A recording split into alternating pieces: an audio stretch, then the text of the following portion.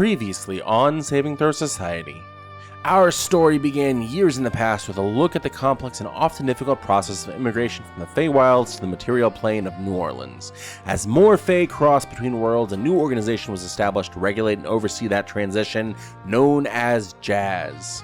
Among those arriving was a young newcomer, Onyx, struggling to find her place in an unfamiliar city. After a chance meeting over ice cream with Zeb, she found herself overwhelmed during a baseball game, lashing out violently at a man in the stands. It was that same friend who managed to bring her back to herself before things spiraled further out of control. By day's end, the two found themselves back at Cold Springs Cold Brews, where a simple job application for bar security would set events in motion that neither would have predicted. In the present, the aftermath of the battle left the Feywilds reeling. With leadership change and uncertainty looming, a new ruler of the Twilight Court, Al, called for a war council. Representatives from the great courts were appointed to positions of power, but one unexpected choice of a leader of a lesser court sent whispers throughout the assembled nobles. As Ensemble returned to their quarters, they were confronted by a familiar face from their past. Elsewhere, beside the reflecting pool, troubling visions and dark omens were discussed between Chomp and Selway as questions about the future began to mount. But not all conflicts are political. A difficult conversation between Al and Lena turned into an emotional confession when Al admitted to having feelings for both Lena and Leanna at once, earning a swift punch in the face for his troubles. Yet even that chaos would be overwhelmed by what came next. A wedding brought together by friends, family, and allies in a rare moment of celebration, but before the valves could truly settle, horror struck. Hangmen poured into the halls, possessing Faye throughout the gathering, turning joy into panic as the situation spiraled out of control. Selway unleashed a tremendous display of magic, buying precious moments for the heroes to escape. But where did the hangmen come from? Why attack now? Why do the visions of the reflecting pool truly mean? And who can be trusted on this newly formed war council? Find out today on Saving Throw Society.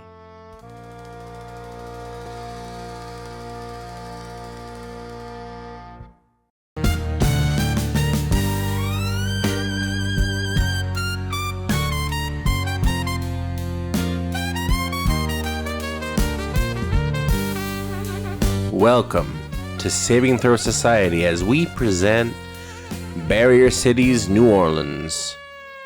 Laissez le bon temps rouler and just sit back, relax, and enjoy the jazz.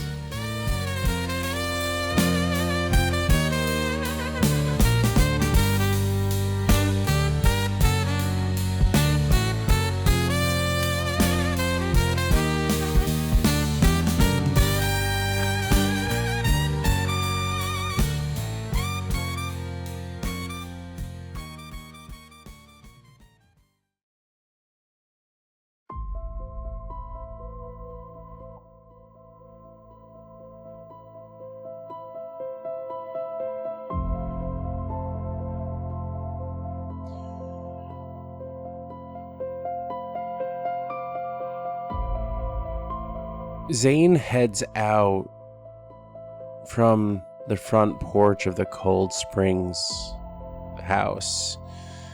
Some could call it a mansion, but all those old houses in the Garden District kind of resemble mansions when you think about it, and it makes them less like mansions because there's so many of them. He just left Zeb with the hat that had become so symbolic of his being, his look.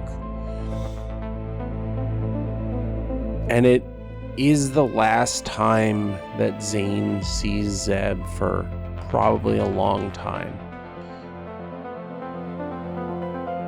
Zane heads through the city into the French Quarter. He always thought it was so funny. He passes Cold Springs Cold Brews while he's walking. He doesn't stop. It's not where he's headed. It's not his destination. He keeps going down side alleys. He cuts through a cemetery.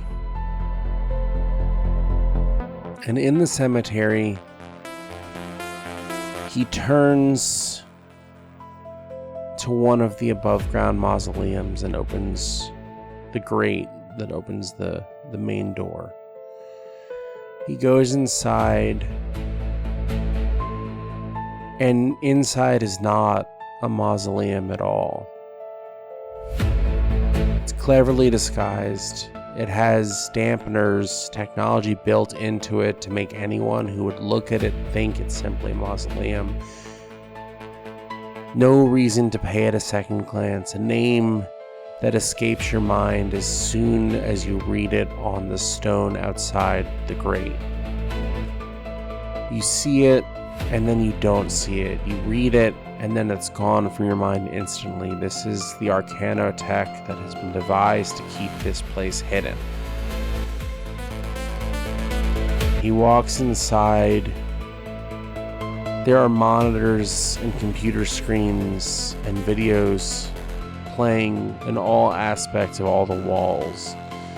Different pieces of technology sit throughout: monitors, sensors, readings, charts, console computing. There are people sitting at many workstations, all working on individual tasks. Some have maps in front of them, some have sort of phantasmal spectrograms reading different readings of EMP and arcane magic pulsing through different points in the city.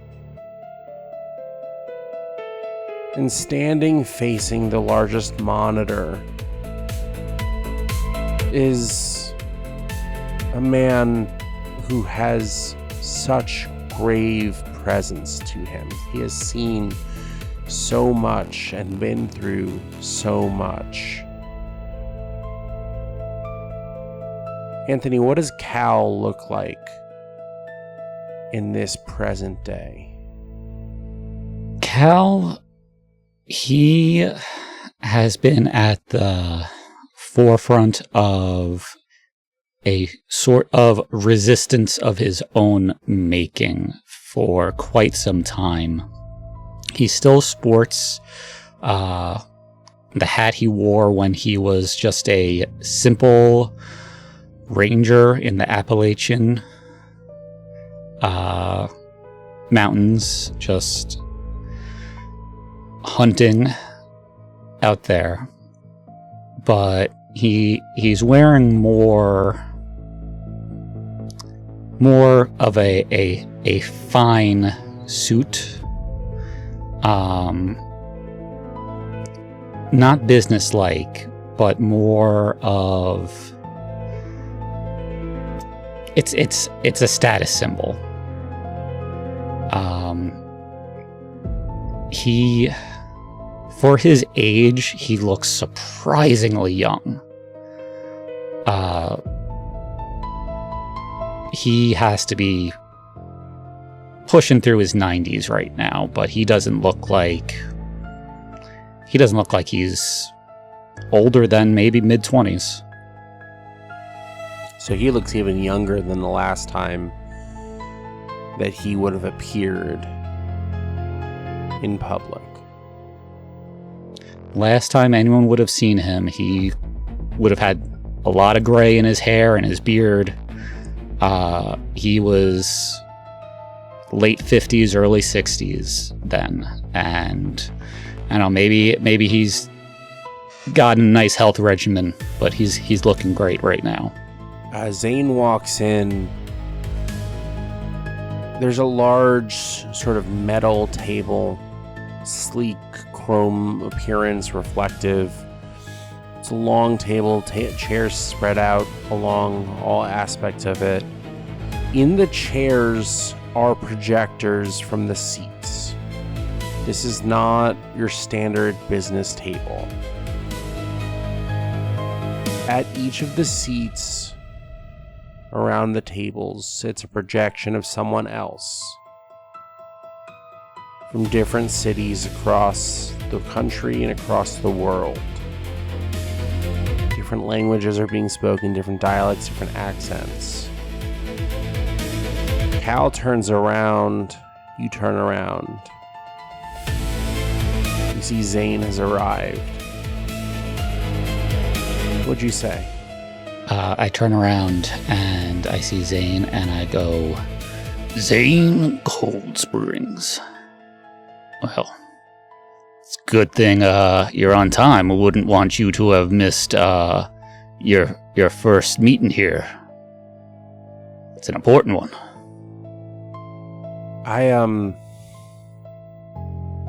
What exactly am I doing here? I mean, I think everything's been moving smoothly. I think everything's been going according to the plan. Everything's been going smoothly, and I am a firm believer in rewarding those who I feel deserve it, and by no small gesture do I feel like the amount of success we've had here in New Orleans has been thanks to you. So, if you notice, everyone at this seat, you might recognize as heads of their districts. There seems to be one person missing. And I gesture to a chair, and I go, we need new blood to run things here in New Orleans for a bit. And you've been just the most loyal, cunning, smart, observant member of this syndicate here in New Orleans that I've seen in quite a bit. And I think you, son, you got what it takes to run this district. Surely, I mean, wouldn't the loop be better? Wouldn't the Frenchman Don't be call better? me Shirley. But jokes aside, wouldn't the Frenchman be better, or I don't trust the Frenchman, far as I can throw him. You have my trust. A Frenchman is okay for what he does, but I don't think he would be able to do the things I have in mind. You know, he's all bark, no tact. Now, you, on the other hand, please sit down. Sit down. He takes a seat at the chair that's missing a projection. And I take my seat at the head of the table, and I go, listen here, Zane. We've been working on some projects for a while now. And I'm sure you're aware of the Hangman Project. I'm definitely aware of the Hangman Project. I'm on board with a lot of the things that we do here. I hate the Fae and what they've done to my city as much as anyone else here, but the Hangman... There's something wrong with that. I know. They can be a bit creepy. I know the things we do to onboard them. It's not exactly for the faint of heart or the weakest of minds. But I have a dream. Do you know that through those barriers, these Fae have just overarching power that stems from their little kingdoms, their courts? And as long as those courts stand, well, the Fae are just going to keep coming, they're going to keep existing, and they're going to take over. Because how do you fight something that's power is built on itself, a self-replicating power? You know, they worship basically themselves. And the Hangmen, you might not like the Hangmen. You might not like how they come about.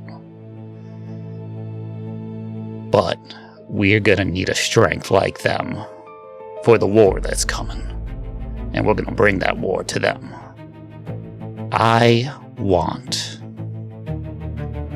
to take these courts down, piece by piece, brick by brick, until there's no more power left in them. So that way these things just go away. You understand what I'm saying? I think I understand. We gotta free the city. We gotta free the world from this invasion, this occupation. They don't belong here. No, they do not. They do not belong here. And as long as they keep coming, we're going to keep stopping them. And that is why we need the power of the hangman. The hangman can cross those barriers. Eventually, we'll figure that out. And they'll be able to infiltrate these courts and take it down from the very top itself. To do that, we're going to have to shore up their numbers. We need more. We need more hangmen. And I need you to spearhead that. I don't trust anyone else to do this. He immediately takes out a sort of tablet device.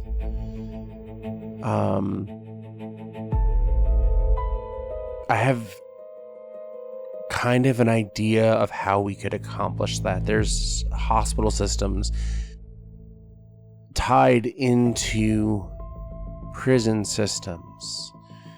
When an inmate gets a terminal diagnosis, they're kind of just left to die.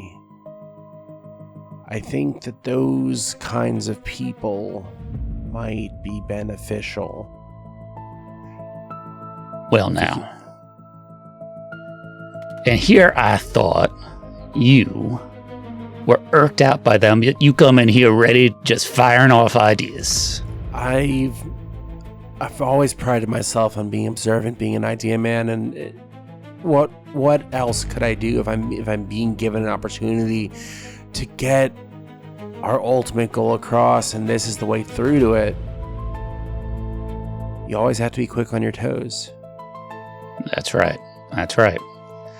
And I look at everyone else at the table in their little hollow projecting, sitting in their seats, and I go, Can you tell now why I wanted to put Zane Cold Springs,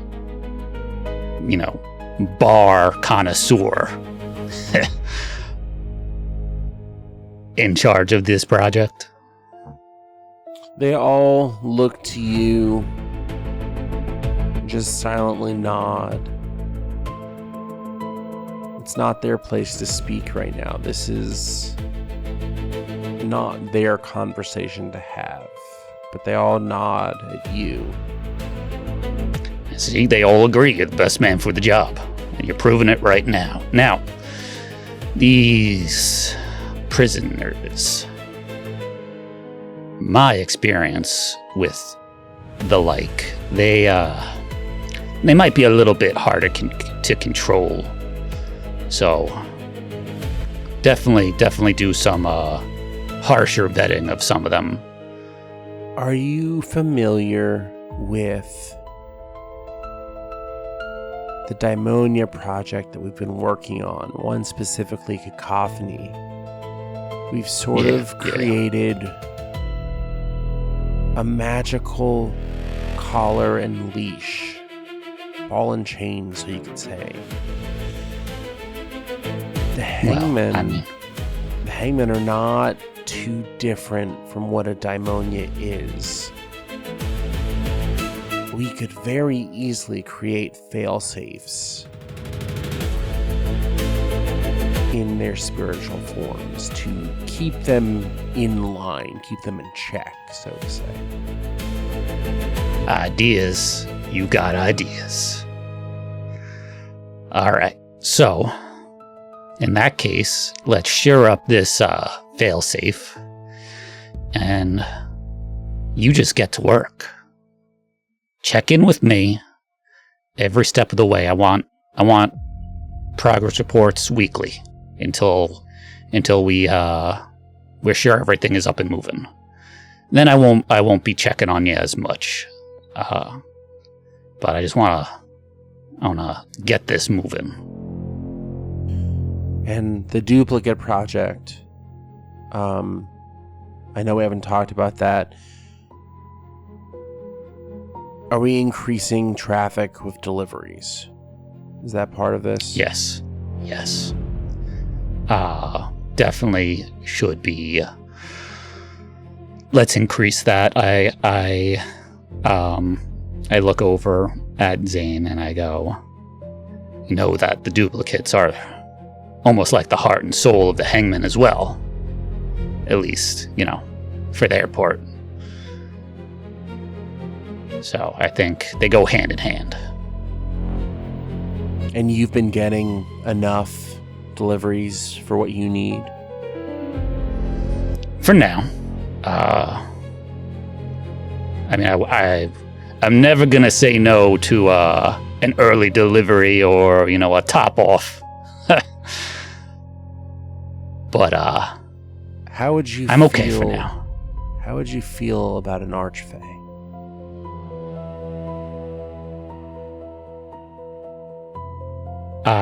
I kind of go still, and I go,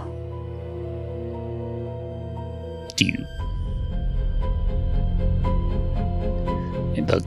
The goal is to get to them, but what do you mean for what we're talking about now? How would you get an archfey? It's not quick, but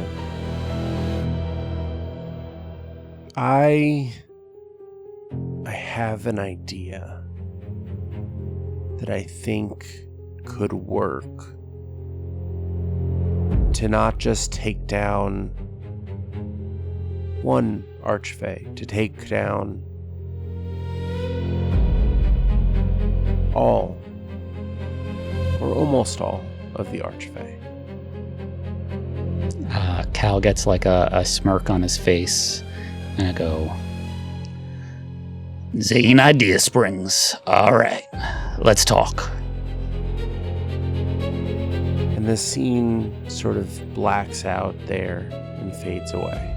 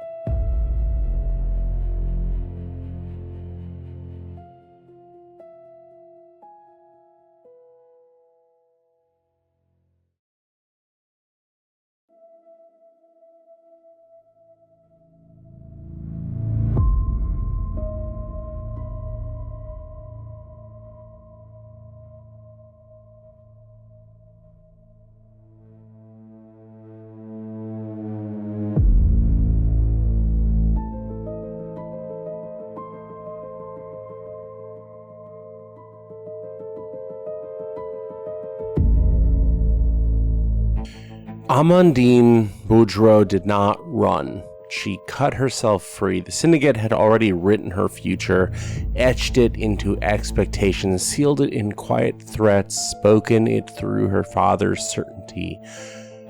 Follow. Obey. Become. She chose none of it. Instead, she escaped. She stepped into a place where names could be unmade. The Feywild. It was a calculated defiance, a place her father would never willingly touch, a place where humanity's rules frayed at the edges, and most importantly, a place where power did not come from bloodlines alone. If she was going to survive, she needed something stronger than what the Syndicate had built her to be. She found the Court of Daybreak. A court of beginnings, of rebirth, of promises that could be rewritten with every sunrise. She tried to let it remake her. She tried to let it erase her, but the past doesn't just dissolve easily. It lingers in the spaces between thoughts. It and the instincts you can't unlearn, and those instincts began to whisper. Something was wrong. At first, it was only a feeling, a misstep in a place that prided itself on perfect rhythm, the eternal sunrise, and then came signs. A Haringen village too cleanly destroyed, members taken, disappearances that never reached the courts, movement that left no trace except in the spaces that they disturbed. She would have followed those threads alone, but she didn't have to. The messenger found her, or perhaps he had always been there, waiting for her to notice. He moves through the courts without resistance, unclaimed yet unwelcome to none. He spoke carefully, never giving more than he needed to, always asking just enough to guide her, thinking without forcing it. "You already see it," he told her once. "You don't trust what you're seeing, but you see it." And so she learned to trust it. Under his guidance, under her instincts shaped into precision, patterns emerged, connections formed, and the truth revealed itself. The Syndicate had found ways into the Feywilds, not by force, but by patience.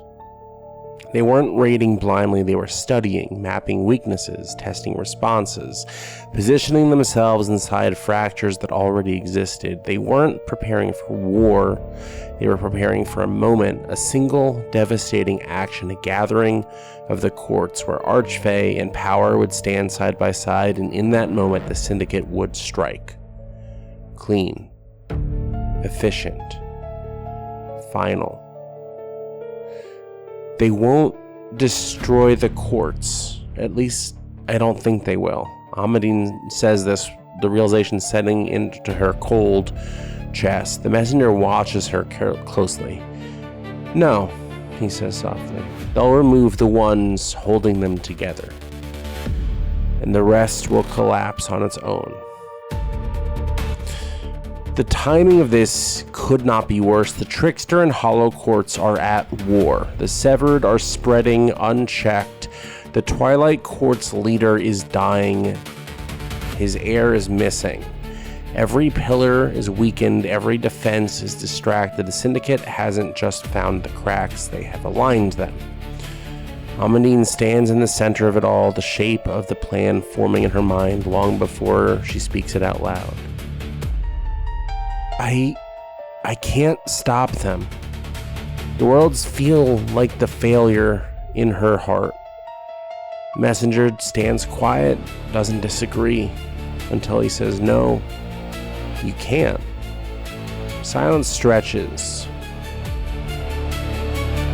She thinks.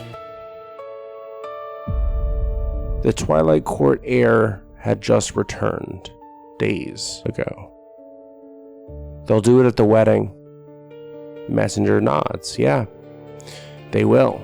But you can decide what happens after." And that's where the plan changed. Not prevention, permission. Amadine would let it happen. She would let the Syndicate move forward. Let them believe their infiltration had gone unnoticed. Let them commit fully to the strike, to reveal every agent, every hidden hand, every carefully placed piece. No interference, no warning, no disruption, until the moment they thought they had won. Because only then, only when they had taken the Archfey, whatever form that taking required, would they be fully exposed, fully vulnerable, and fully present. They won't scatter if they think they've succeeded. They'll consolidate, secure what they've taken, stabilize control. They'll all be there. Messenger nods again. Yes. And then the risk hits her.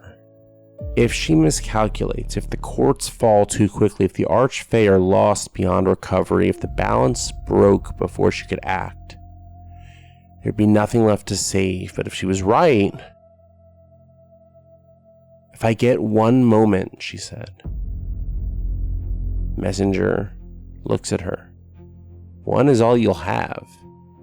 So she began to move, not to stop the syndicate, but to prepare for their victory. She positioned herself close to the event, close enough to witness the strike, close enough to act when the moment came. The messenger guided her, not overtly, never directly, but always with a careful hand on the scale, ensuring she would be where she needed when she needed to be. Everything converged.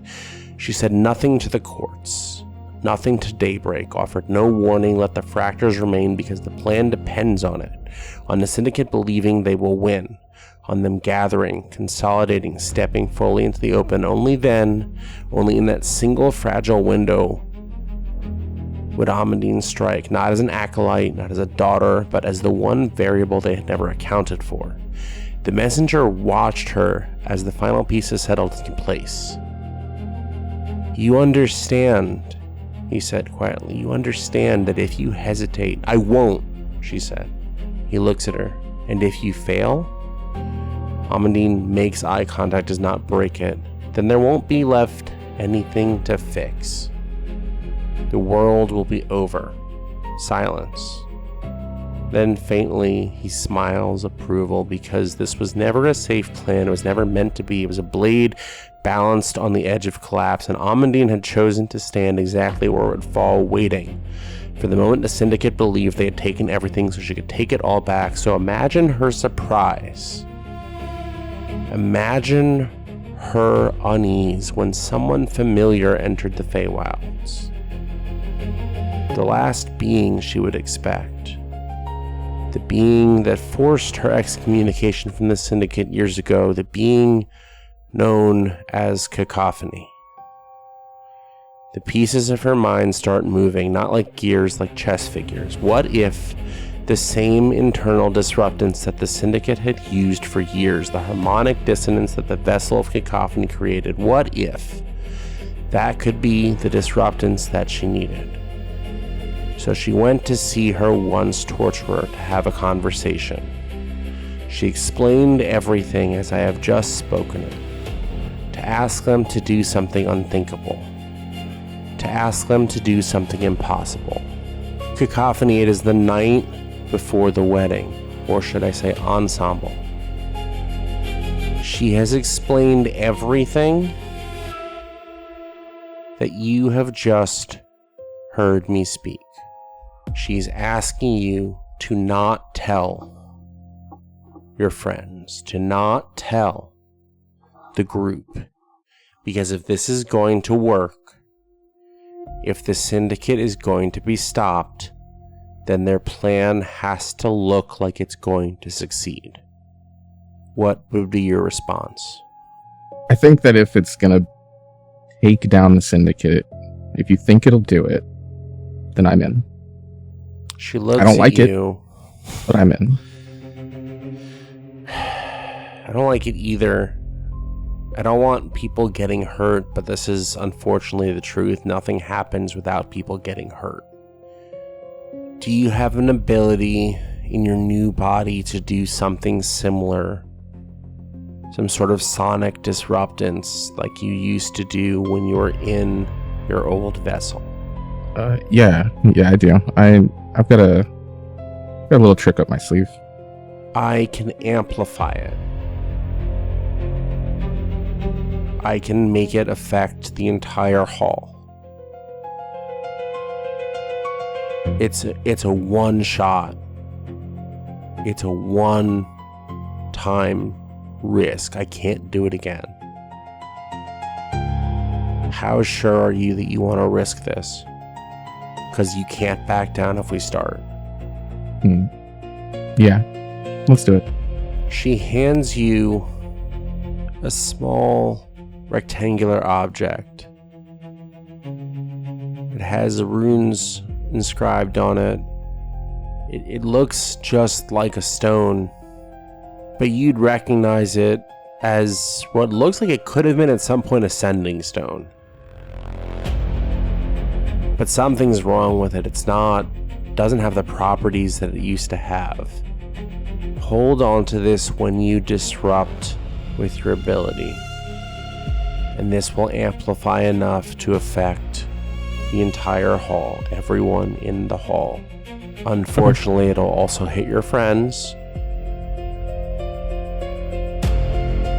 But if we're going to do this, we have one shot. We can't be picky about who gets caught in the crossfire. Do you take the stone from her? Slowly, and cautiously, but yes. Yes, I do. Ensemble, do you think truthfully that your mind lets you rest this night? No, absolutely not. I will grant you the long rest to replenish spell slots and health, but you will take a level of exhaustion. Okay. She leaves your room. It's while she's leaving that you notice her hand, where she had her fingers cut off. She wears a sort of leather glove over it. And out of the leather glove are 2 fingers of what look like almost molten metal. They are metal that forms and moves with her hand. Not mechanical, more like a liquid core type, eternally liquid form of metal. Do I recognize it as anything? Make an Arcana check. It's a 3 on the die, so I don't think it's gonna get there. I don't think with a +4, no. I don't think you would have recognized this as anything. It would have been surprising if you had. You would have had to get above a 20. No, I don't think you recognize anything. She heads out of the door, and to make cover for anyone who's listening or watching as she leaves your chamber, she calls back to you. May the light take you as the morning comes, which is just a daybreak court passing saying of farewell. She heads back to her chambers, and you are left alone. What would you do in these moments alone after hearing everything she told you? I think this would be a pretty panicky moment. I'd probably be sitting in a corner somewhere, head between my knees in what way I can, kind of situation. Really nervous about what's about to happen. But I do as I told and I keep my mouth shut. Before the ceremony begins, she had instructed you to position yourself as close to the center of the room as possible. Mm-hmm. Is there anyone else standing near Ensemble during the ceremony? I'm probably sticking with the majority of the group if he's with that. Al, where would you have wanted your friends to be during the ceremony? Well, I really wanted Zeb right next to me, but for some reason he didn't show up. So I think I don't think I would have had them up front.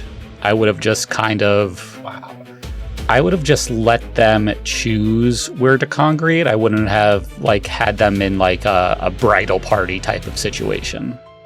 Then I guess we will roll a luck check. The reason it matters is it will be infinitely worse in terms of effect and damage for anyone that is up close to Ensemble. I think that the group congregates in one part of the room, and right before things start, Ensemble makes their way separate to the center of the room. On a 10 or higher, you were all going to be together, but I rolled a 9. We enter the moment.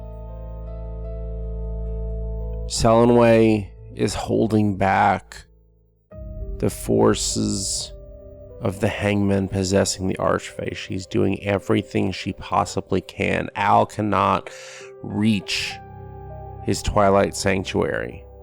Namira stands near you, Al. She's unaffected. She's not possessed. Alar, what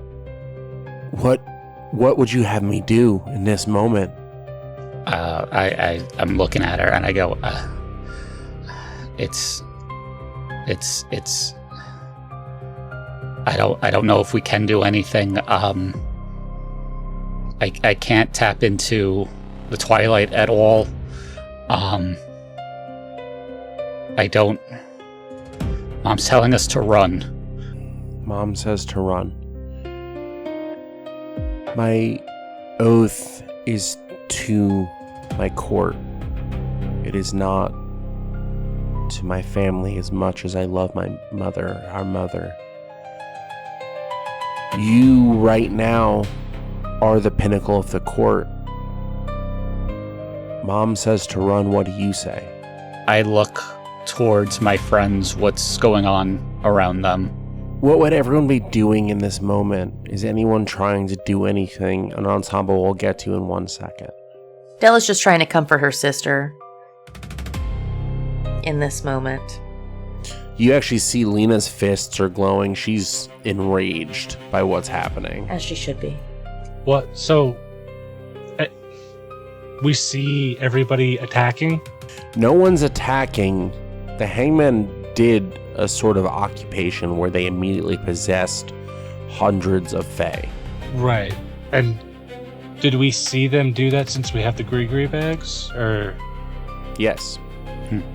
We saw a whole bunch of Grandma Fei-Feis, so... Okay. Then I guess Chomp's gonna be expecting a fight knowing that there's spirit bullshit going on, and I'll rage.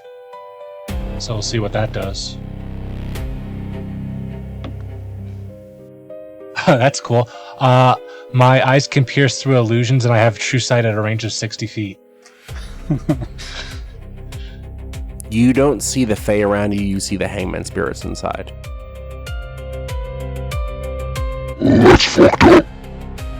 Onyx, what are you doing? Or Nyx, what are you doing? Or did it switch back to Onyx after the long rest?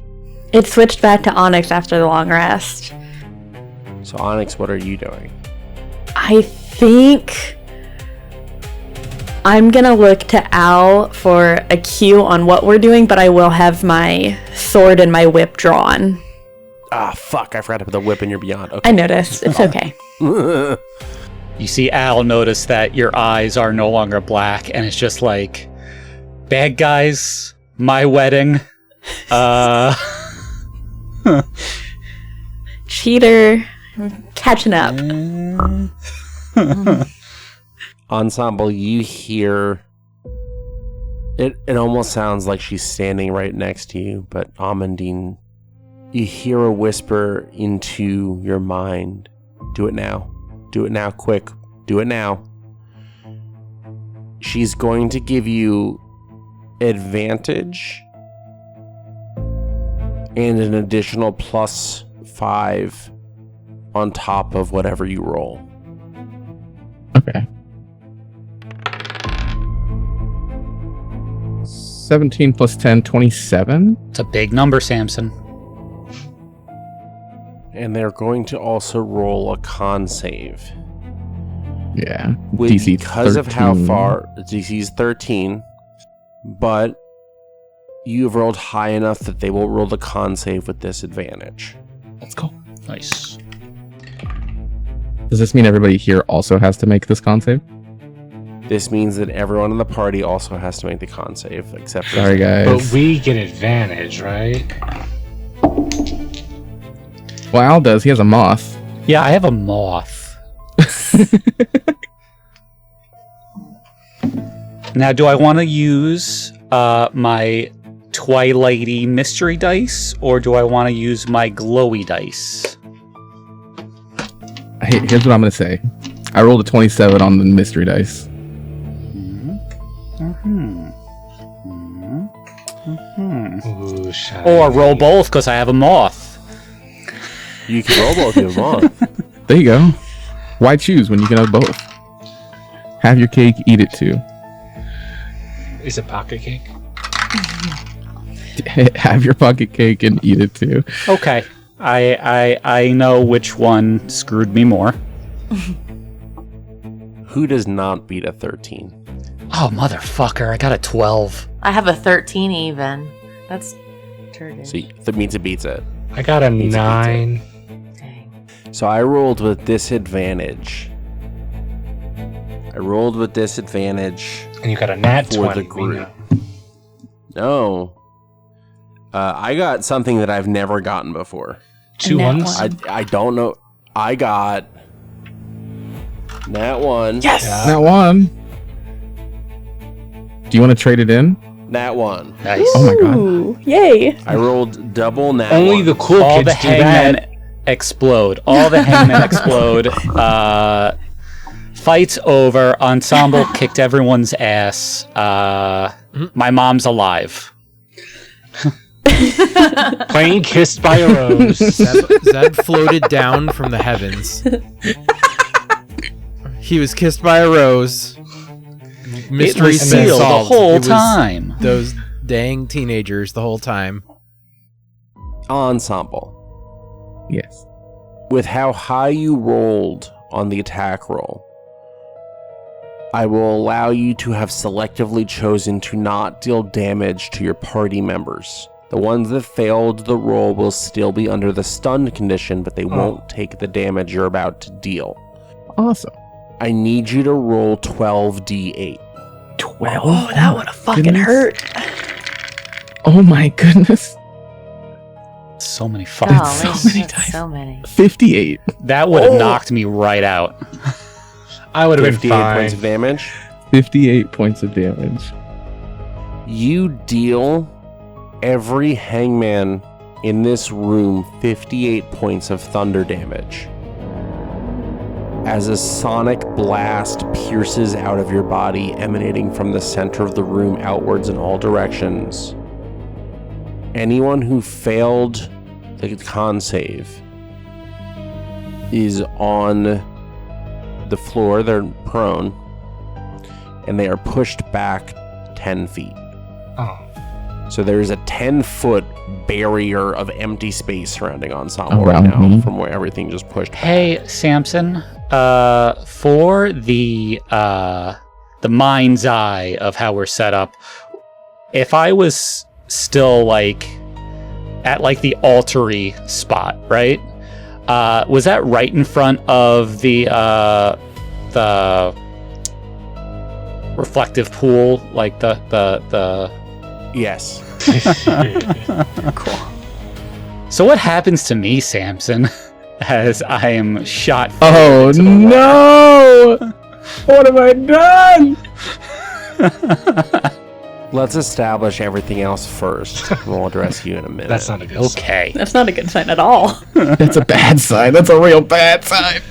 Ooh, quick. 58 points of damage is not rolling super high for 12d8. I will say that. Yeah, it kind of sucks, actually. It's not enough to fully knock out the hangman. It is enough that every single archfey possessed by a hangman is currently stunned. What do I see with my fancy new true sight? Like, is it Hangman hurt and Archfey hurt? They share body right now, so everyone's hurt. But there's different health pools, right? If I'm remembering correctly from... There's different health pools. Right. But conditions affect the whole body. So they basically have locked-in syndrome right now. The body is incapacitated, the hangmen are inside screaming, trying to do anything they can to prevent what is about to happen.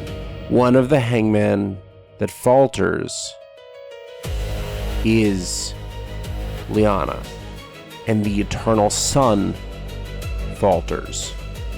So I need you to roll initiative, Al. Okay. Just Al. And we're seeing if... Man, this dice is rolling shit.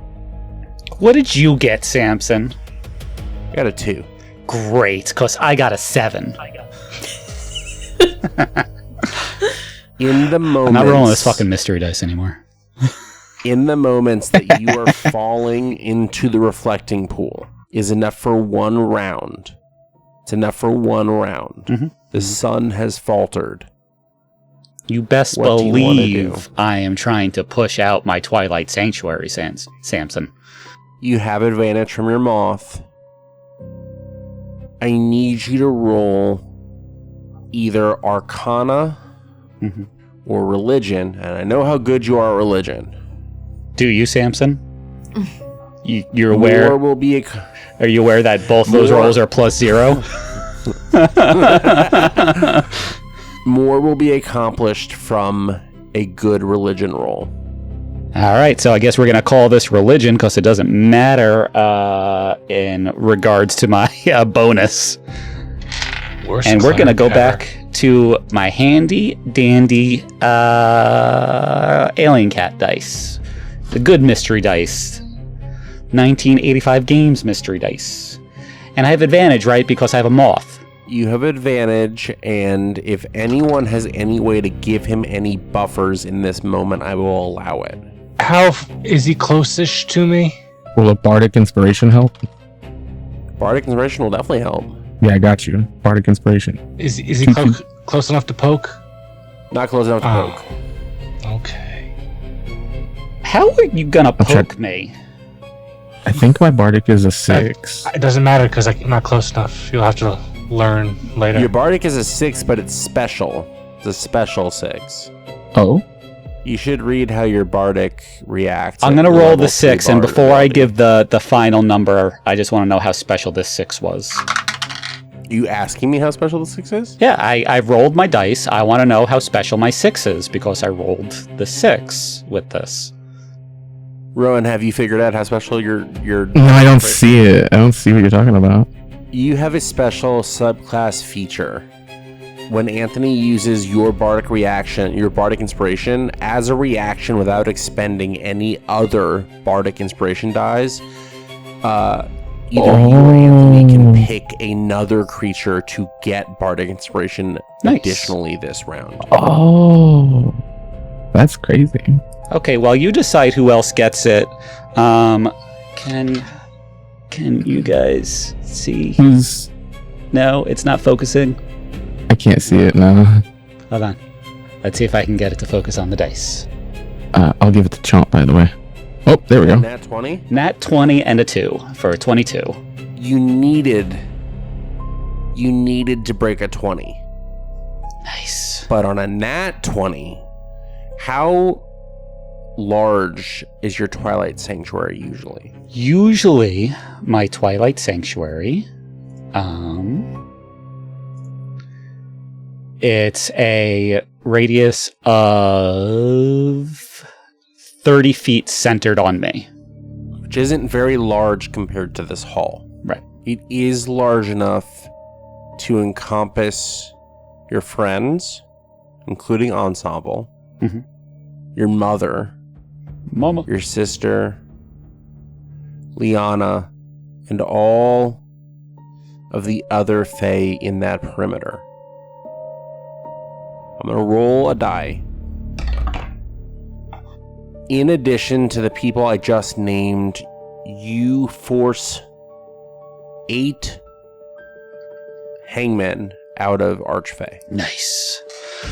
And then everyone who has been touched by this also gets, not anyone who was possessed, because this round they have been depossessed, but like my friends get 11 temporary hit points. It also ends the stunned condition on any of your friends. Ooh, yes, that instead. Look at that. Am I magically on my feet again? So you're on your feet, but you don't get the hit points this round. Ah. Chomp, you do get the other Bardic. Ah, thanks. Yeah, you're welcome. So we are going to resolve quickly before we have everyone else roll initiative. Al falls into the reflecting pool. You feel yourself pulled down into the water, almost as if hands are reaching up and pulling you down. Do you fight the pull, or do you allow it to happen? I allow it to happen, Samson. You go deeper into the inky violet pool. So dark that light almost can't reflect off it. And all of a sudden you begin to hear a voice in your mind. Because Not quite 24 hours has passed yet. And you have entered a different realm of existence in this moment. You shouldn't be here. You need to get back and defend the realm. Who? I know. Who's there? I don't think I. Samson, do I recognize the voice? You recognize the voice. Dad? The wrong son lived.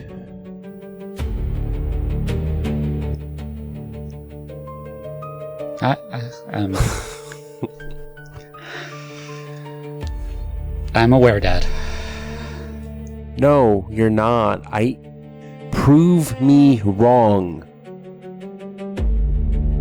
Make me wrong. Live up to your potential. Lead the court. Lead all of the courts. They need someone right now. They are falling apart. What is Twilight? Twilight is the breath before the night, the passage to... I don't know what answer you want right now, Dad. Then maybe you can't prove me wrong. Go back. Do better. Be better. Dubby.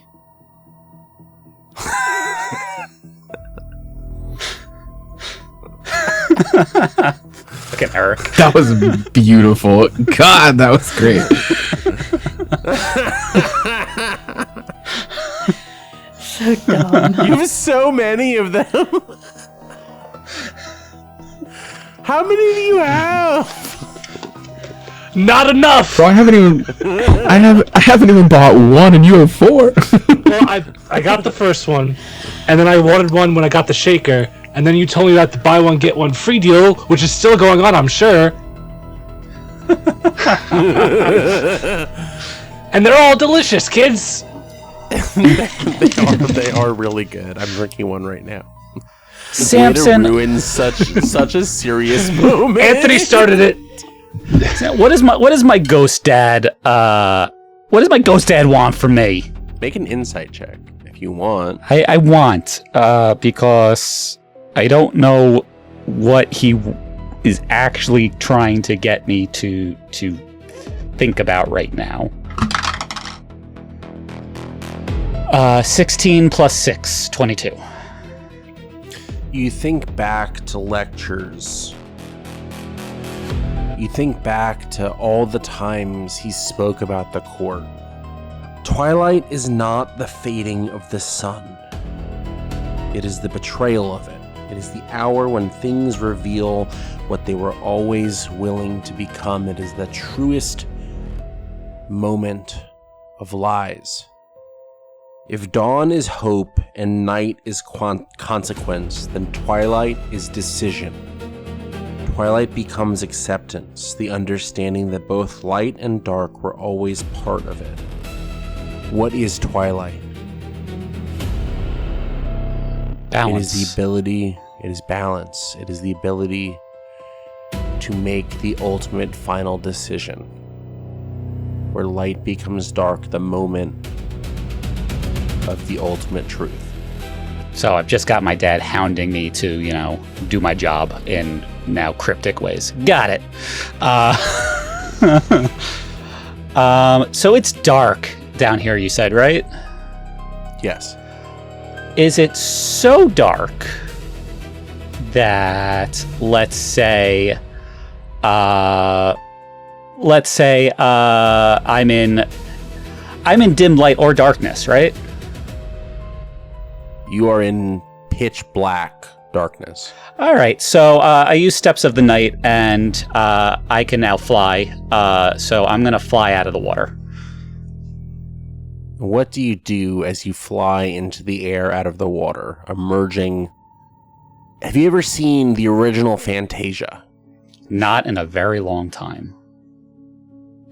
The scene when the demon comes up over the hills and brings a cloak of night.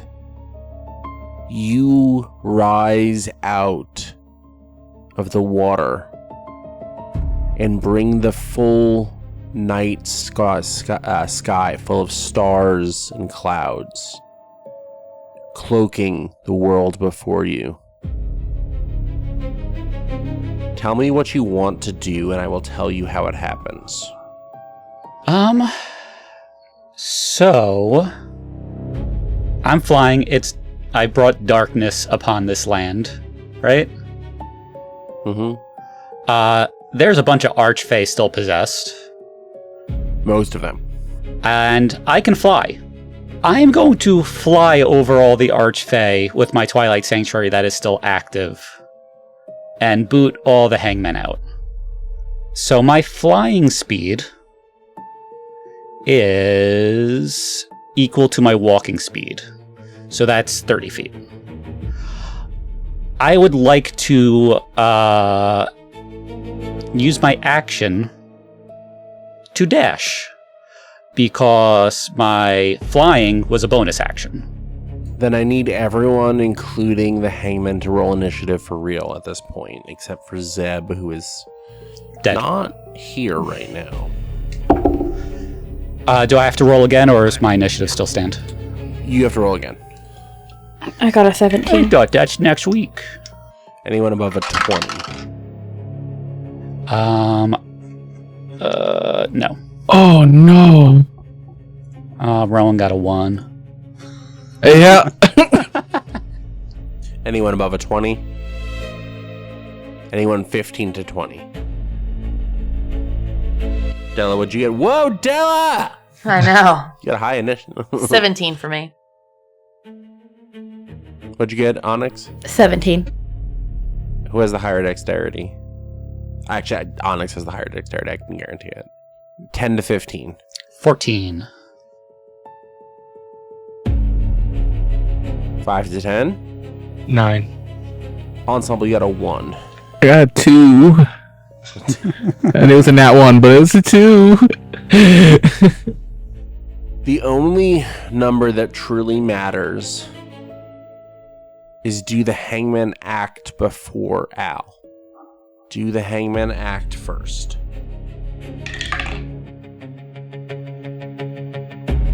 So the hangman rolled a 17 on the die, which means they're going to roll to get out of stun. Silvery barbs. You have some? No, absolutely not. Barbarian. Silvery I barbs. thought if you just say it, you have to roll again. I don't know. Yeah, it's not so much an ability as much as just, It's table two protocol. words in a row, and then you have to re-roll. That's how it works. Ensemble, you used your reaction already to grant the... Oh, you're right. Thanks for that. Yeah, of course. But Zeb can silvery barbs, right? You watch the disembodied spirits of the hangman that were forced from the bodies of the Fae rush to the back of the great area where everyone is gathered. You're not sure how they do it. They tear a hole in the fabric of reality, sacrificing their souls. They disintegrate into sheer nothingness. The hangmen that were possessing the Archfey slowly begin to rise, and the Archfey move through the portal back into the material plane. Do they cross 30 feet near me? They're heading the opposite direction of you, bud. We are essentially seeing what would appear to anyone in New Orleans as an invasion, because they can't see that these are Fae possessed. It looks as though the Fae are invading the middle of the French Quarter. You see a vision of parades in the streets. of New Orleans Indians walking in their feather headdresses, dancing, of second lines moving through, playing music, of people outside enjoying themselves in costumes and drinking. And how many beads It are being is- thrown all around? It is Mardi Gras Tuesday, and the Fae are invading. So I have to ask, Onyx, what do you do? I'm following through the portal. You're following through the portal, and you enter a world that, as of right now, is not fully aware of what is happening. Because what is a bunch of archfey but a group of people that looks like they are coming from a party in full costume? Parades come through, they see what looks like a new Mardi Gras court joining a parade. Make a perception check. A 15. It is slow. It is subtle. You start to see members of the parade, not the Fae, the mortals, dropping where they stand as they die. And chaos begins to break out as jazz pervades the streets, and the world erupts in screams as the Fae possessed by hangmen begin attacking the members of the Mardi Gras parades.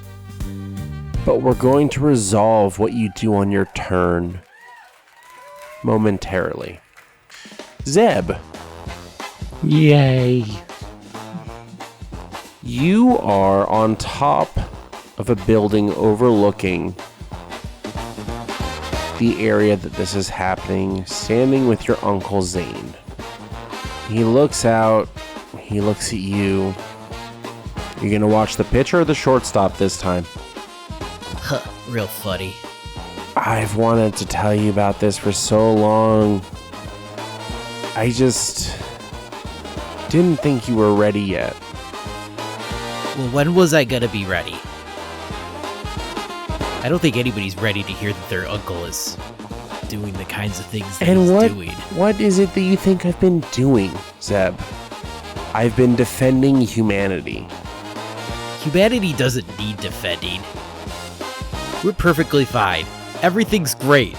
Everything's great. I love New Orleans and I love all the people You here. call people invading our country, costing us our livelihoods. You call a people, they're not human, Zeb. That doesn't make them any lesser than. We have a lot to learn from them. Just like they have a lot to learn from us. Well, parts of them are useful. He comes behind you very quickly and moves his...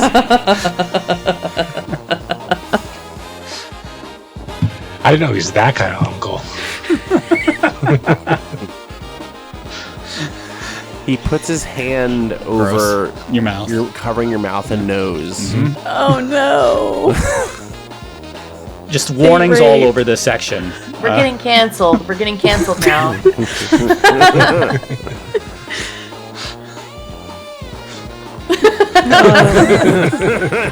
Zeb, clench the cheeks. I'm doing it. You're Save officially yourself. canceled. Which one's?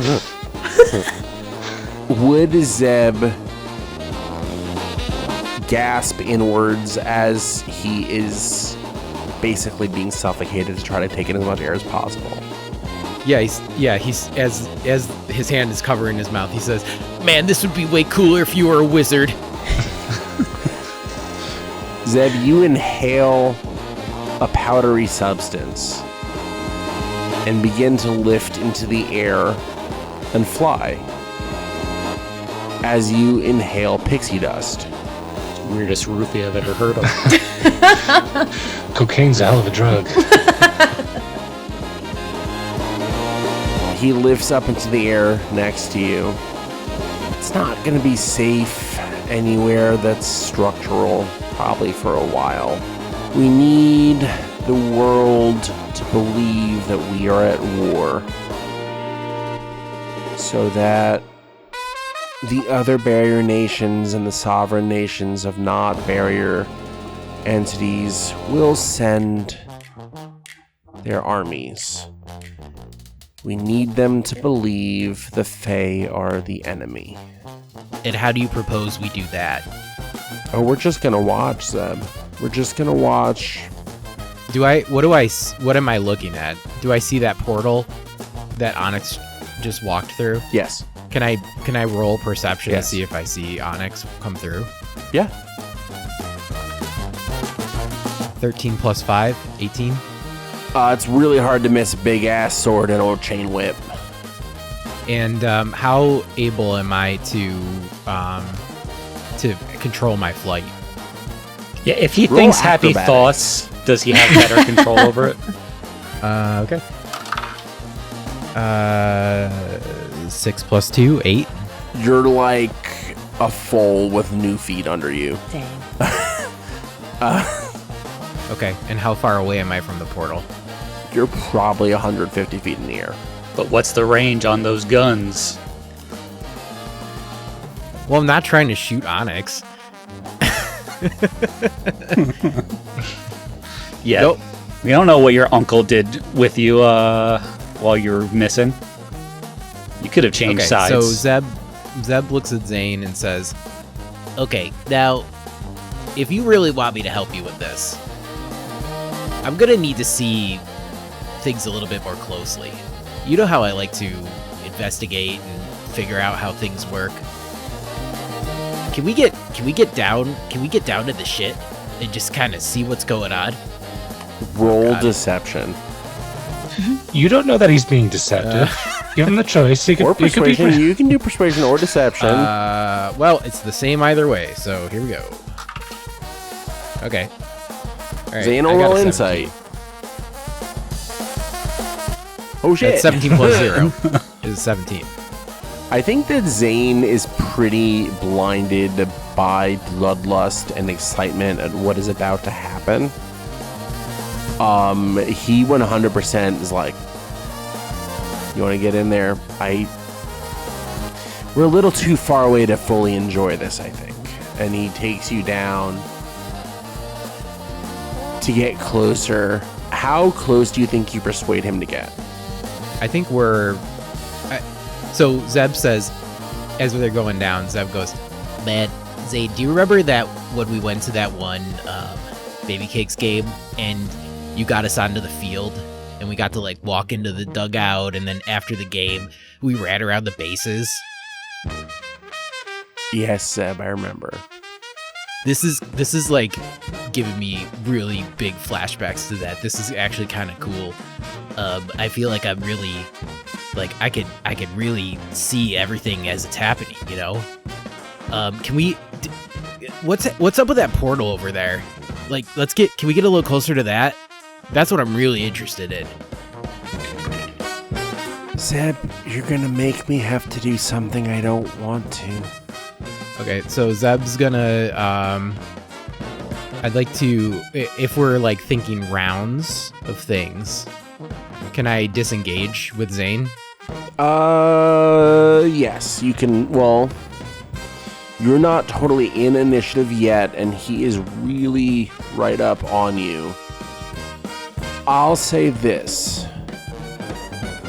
We'll do opposed dexterity checks. Okay. Oh, god damn it.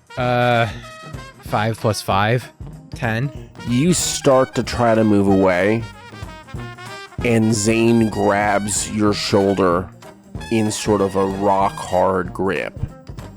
I don't think we're gonna be taking any more field trips anywhere else. We're gonna watch it from right here, Zeb. Right where I can keep you safe, and you can see how much this is necessary. Okay, great. I shoot Onyx. Fair enough. Damn. All right. What? Zeb's a bad guy? I want to get Onyx's attention. Okay, roll to hit Onyx. 11 plus 5, 16. That does not hit, but it catches my attention. Just like You he hear a planned. gunshot. Maybe it You hear a gunshot. maybe it whiz by grazes. You hear, Onyx, you hear a gunshot whiz by you. Okay, can I look and see where it's coming from? Yeah. Can I see Zeb from where he's at? You see Zeb and someone that looks like an older familial version of him flying in the air. Zeb is like... like olive oil from the Popeye cartoon, you know?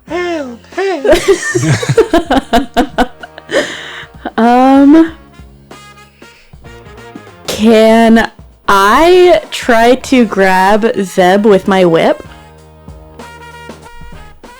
Pull him down like a balloon.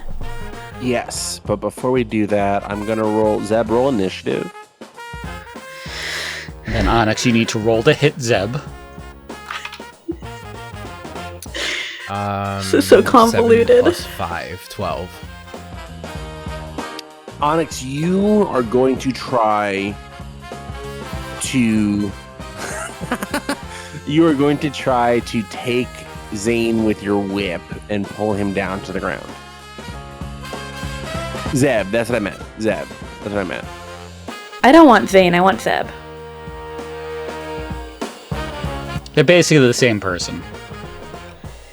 Don't say that. Yeah, Zane's actually a piece of crap. that's what I want to do. Go ahead and roll Only one of these people bought you ice cream. an attack. So it's going to be Big your dexterity plus your proficiency plus 3. So it should be dex plus 6, essentially. Okay. 25. Yeah, that gets him. No, 26. 26. Yeah, counted wrong.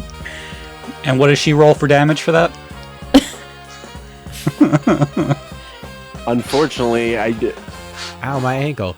Yeah, you gotta roll something. The chain whip. No. This is the grappling effect. Okay, fine. I'll allow it. The chain gingerly wraps around his legs. Yeah, and I'm just gonna start pulling him towards me, at least close enough to give him a brief, this is what's happening, everybody's dying. Zane looks at this happening. He did roll higher than your initiative. Oh, suck a fat cock. God damn it. He looks at Zeb and he looks at Onyx. I guess if I can't have you with me, then I won't have you at all. He is going to cast Chain Lightning on Zeb that will travel down the whip to Onyx as well. Oh, good. What a fucking piece of shit. Zane, are you a fucking wizard or not? Jesus. That is going to be many damages. Many. Go for it. How much is many? Like 2? We're about to fight. Zeb and Onyx, you each take 24 points of lightning damage. Cool. Fuck you. I'm gonna do revoke the violence. Make a wisdom save throw. Oh, you got a 4. Okay, Yep. cool. So you're gonna take all that radiant damage right back to you. He takes a full 24 points of radiant damage. Yeah. Well, shit. He takes that damage and he looks pissed as hell. I'm glad we're fighting. Also, I'm gonna uncanny dodge. Okay, so that means you take half, right? 12, right? And Yeah. because you're uncanny dodging, that would limit the amount of lightning that passes through the chain. So Onyx, you only take 12 as well. Yes. And I'd like to, just to add some flavor to it, I want it to be, since I can fly, I want to pretend like I'm sliding in home base. And be like, you taught me that one, Zane. I like to think that Zeb thinks he looks really cool in the moment, but because he still doesn't figure out how to move, it's just like doggy paddling out of the way. He's just like This is this. exactly what I was thinking of. Zeb flying is just him doggy paddling in the air. But he looks like he thinks he's super cool, but he's not. Zeb, you charismatic son of a bitch. Onyx was revoke the violent. Is that a reaction or a bonus action? That's a Still reaction a bonus action. to. Yeah, that was a reaction to Zeb getting hurt. I think my bonus action, and then I'm just gonna cast Sanctuary. That's a bonus action? Yeah. Okay. You cast Sanctuary. What does that do in terms of what you were trying to do? So any creature who targets a warded creature, which would be me and Zeb, with an attack or harmful spell must first make a wisdom saving throw. On a failed save, the creature must choose a new target or lose the attacker's spell. Gotcha. That goes to Della. So I'm still in the Feywilds, correct? But I can see everything that's happening, right? You saw Onyx throw a whip up in the air and then get lightning electrocuted through it, but you don't see anything else. Oh, man. Okay. Does she hear Zeb's cool comeback though? But most importantly, do I hear that? Well, that would cue you to know if I was there or to see that something was happening. That's a good point. You can make a perception with disadvantage if you want to try to hear Zeb's cool comeback, but Zeb's in the middle of the air. It's going to be kind of difficult to hear him shouting over like wind and stuff. Dang. Alright. I think I would just go after Onyx. So you arrive in the middle of the French Quarter where people are screaming. There's people bleeding in the streets. It is chaos as the Archfey are going forth and causing damage and mayhem. Well, shit. I think just noticing the mayhem, I think I just start casting magic, just like, because probably there's just a lot of noise and a lot of movement, a lot of sound. So I think I'd cast Cloud of Daggers at the nearest Fey next to me, or nearest me. Okay. Does that act on your turn or act on their turn? It's my turn. Oh wait, no, it says when they enter it for the first time. Okay. Well, they're entering it for the first time now. Okay, so it's when they enter it for the first time, or if their turn starts there. Okay. Well, then they'll take damage right now. Okay. All right, and it is so just within 60 feet. And that's that, I guess. And it's 17 damage from the daggers. It gets sliced up by a bunch of daggers. Whirling dervishes Fantastic. of blades. You have any bonus actions? How close are they to me and the people that I care about that are around me? So the problem is they're all scattering through the crowd. They're not staying in a group. Okay. Is it like, because I know it's just a very, like it's kind of a jumble of people, just everybody everywhere, right? And so I'm sure we're in like sort of a crowd. Yes. Okay. So then what I'm going to do is I would just do telekinetic shove to try and just push everything like away, if that makes sense, just to create some space, just in general. Okay. And so it's 15 strength is basically what it is. Well, that's a 9 on the die, so I don't think even with adding, I don't think that, yeah. So, you shove. Cool. So everybody around me gets shoved 5 feet away from me, creating some space. Okay. That's gonna go, Zeb, you have your turn for real now. Okay. So I have been I've been grabbed and brought back. So am I like free and fully in my faculties? You are free, fully in your faculties, and you can fly. Okay. It's kind of un-Zeb-like, but I'm gonna try. No, I'm not gonna do that. Okay, so Zeb, I'd like to fly to the ground next to Onyx and just be like, hey Onyx, thanks, appreciate you. And then he's gonna say, that's my uncle. Turns out he's a fuck, so we gotta stop him. So, he's a can you give me fuck. like some words of encouragement to shoot my uncle? Because I kind of need him right now. Onyx is gonna give him a big thumbs up and be like, "You got this, man. He's a fuck. He deserves it." All right.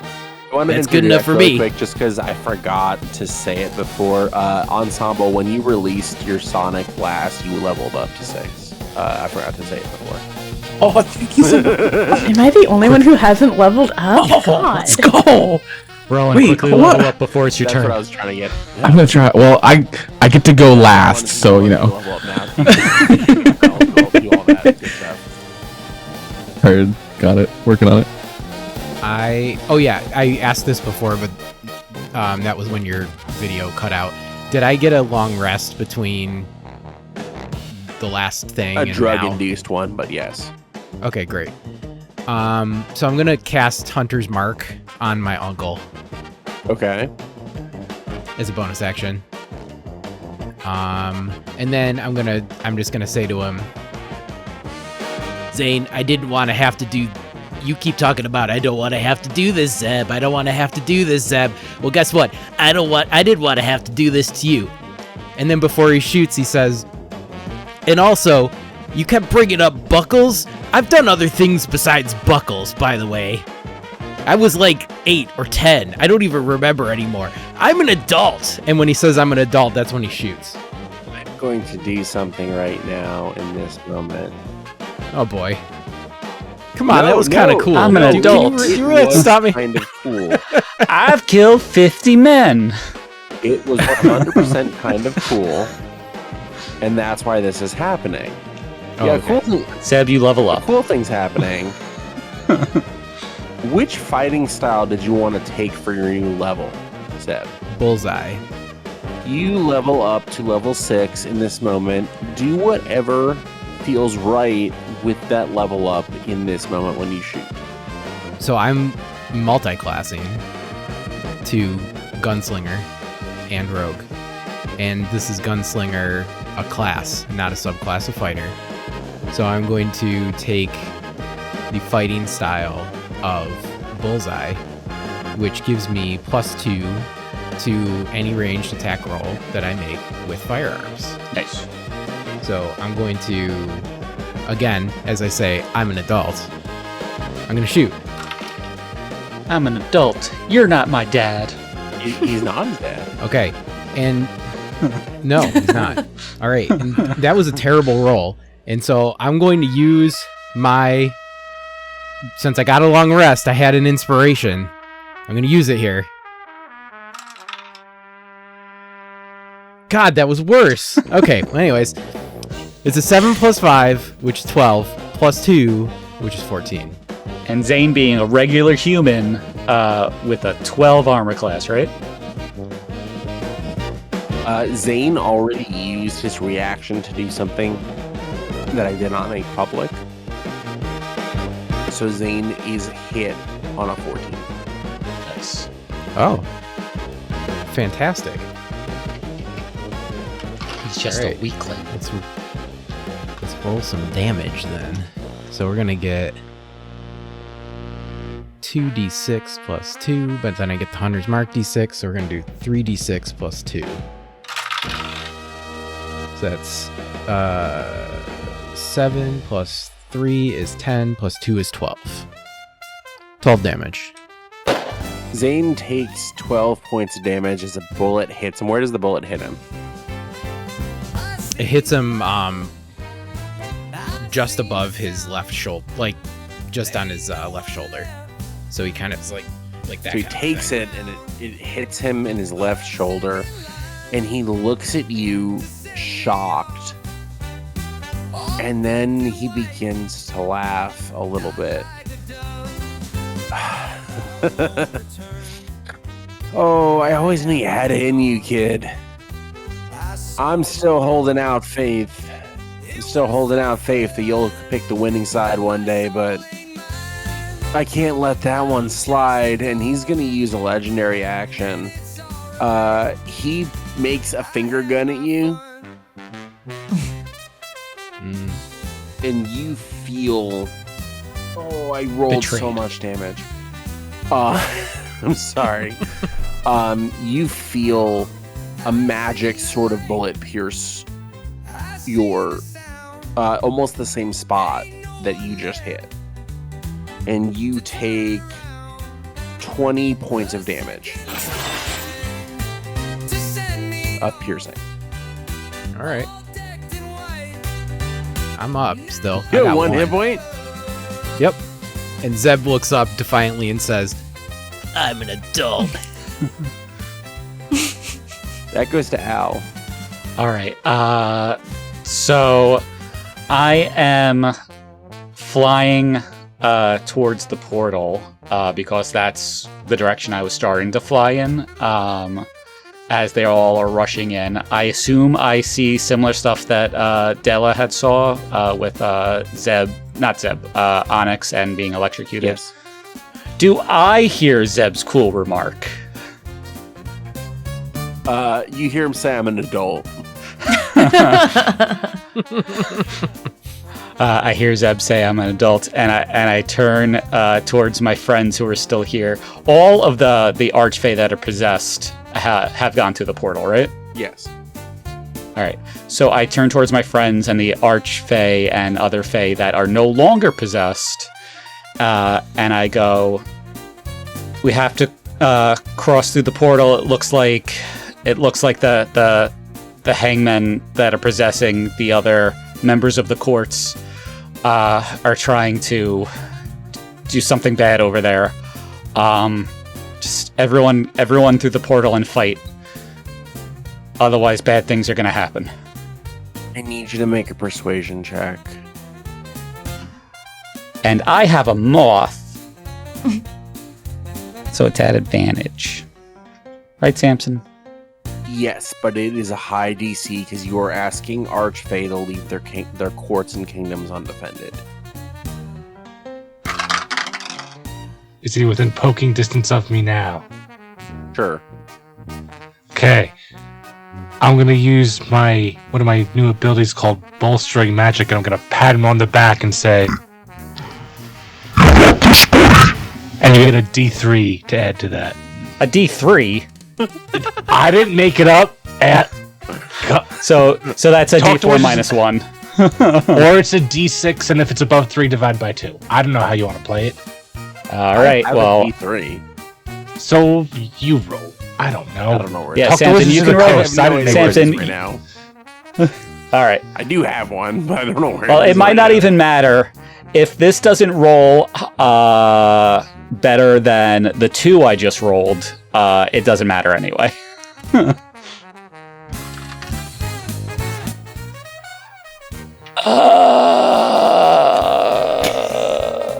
It's a 12 plus a D3. Roll your D3. So I'm going to do the D4 minus 1. So I guess... If you do that and get a 1, you get 0. I think we oh no! It flew out of my fucking dice thing. So you said we re-roll when it's a 1, right? Because it can't be a 0, right? Ooh. So that would be a 3. 4 minus 1 would be a 3. So what is that? 15? That's 15. Yes. They look at you and unfortunately look at their loss of numbers. They look at Selenway. They look at you. They look at Namira. The Queen of Air and Darkness approaches you. If they can do this, then our homes aren't safe. So I want to look at her, and this isn't going to change anything, I assume. And I just go, if they can do this, your homes are safe whether you're here or not. The only difference is if you cross over, we have a chance at stopping them. you get a D6 of inspiration. Roll a 5 or higher. Come on, 5 or higher. That's a 5. Hey. 1985 games, Samson. The only dice company that treats me well, apparently. She looks at you. She turns back to the other 8 Archfey. We let this happen. We were stupid and misguided and believed we were untouchable. And now one of us needs help. She looks at the others. Are we going to run and hide? Or are we going to stand and fight? And she goes down to one knee. The others, Careful, my wife is watching. The others look around, look at you, and slowly drop to one knee. Namira looks at you. You don't think I'm gonna bow to you, brother, do you? And I just kind of shrug. And I go, I point at the Queen of Air and Darkness, and I'm just like... She looks at you, she looks at Salenway. Mom, you should stay here. Salenway says, I still have fight in me. This will not end. I can still contribute. Your mom does not look good. She is hurt. Her body was being ripped apart by everything that was going on before. I would interject as she's saying she can fight, and I go, Mom, you would do the court better service in taking care of anyone who's injured here. She looks at you. And I just have the eyes of, Mama, no! Stay, Mama! She looks at you and agrees to stay behind. And before she turns, she gives you... Or more, are you wearing some sort of cloak right now? Or a robe?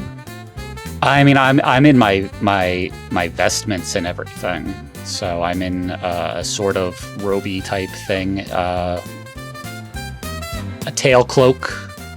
So she takes her hands and brushes it down the back of the cloak, giving you a piece of dream magic that you can take with you. Sick. This will allow you to cast Phantasmal Killer once. Before... Sick. Will allow you to cast Phantasmal Killer once before you long rest again. Okay. And Namira looks at you and she says, what's that thing from the stupid mortal movies? Once more into the breach? And I smile at her and I'm just like, when did you watch that? I had my walkabout in the material plane before you were even born, brother. I've seen much. And the timey-wimey aspect of the Feywilds is a little fucked up because that was like 200 years ago. And it's just like... Anyway. You lead an army, small as it may be, of Archfey through the portal into New Orleans. Namira Yes, I do, steps through in a suit of armor that mirrors the night starry sky, holding a long sword and shield, and summons to her as she crosses through her nightmare and gets aboard, gets a backet, and she's essentially riding a giant stallion made of pure darkness through New Orleans. Nice. Al, do you have anything else you want to do on your turn? You haven't really done actions or anything yet. You've sort of just convinced a whole bunch of Fae to do stuff. So I convinced everyone to do stuff. Do I have enough movement to get through the portal? Yes. Do I have to dash to do it? Yes, because how far back you were. So I dash and I get through the portal. As I exit the portal, Samson, how many possessed people are around me? They are scattering through the city. They are not staying together. So, like, 5, 6, 25? 14. 14. 14 people near me are no longer possessed, as my Twilight Sanctuary is still active. And I still haven't used any action, Samson. So I look around, I see Onyx, I see Zeb, I see someone who looks like Zeb. Zeb, you look like shit. God.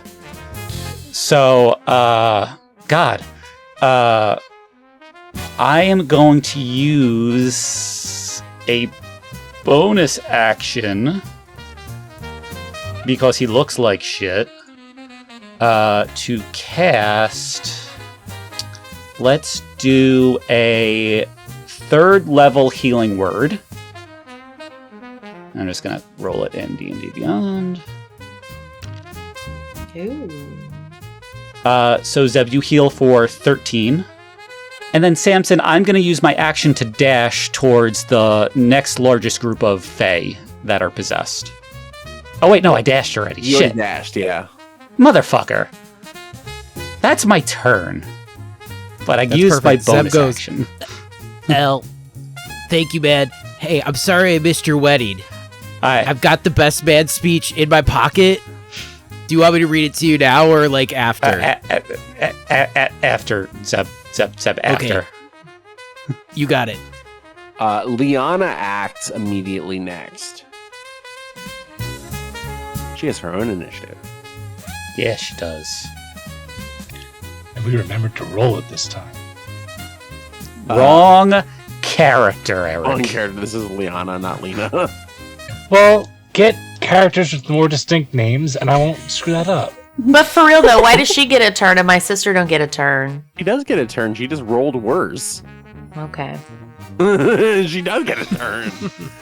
Yeah, why she got to go after the one that got to marry Al? For real though, what's that all about? So she looks at you. She said, "What am I aiming for? Am I aiming to take people out, or what are we? What's the goal here?" She's asking me. Yeah. I go. Shit. I have a lot of magic that can affect large areas, but I don't know how we're dealing with collateral damage. I know that radiant affects the spirit forms, right? Yes. I go, I'm going to try and pop as many of these things out of our people as I can. You won't be able to see them, right? They're not able to see, or can they see them? She cannot see them. So I go, you won't be able to see them, but if you can, focus any radiant spells you can, almost like at the direct area that I pass through when I do. So if I boot them out, they'll be almost like right next to the people you can see. So if you have any radiant like area of effect spells, we don't want our people to hurt. Check. She sees a line of archfey that she can hit in a single beam. I have something that I think could work, and she shoots a beam of light out her hand that fires directly through a straight line of archfey that are possessed. And deals them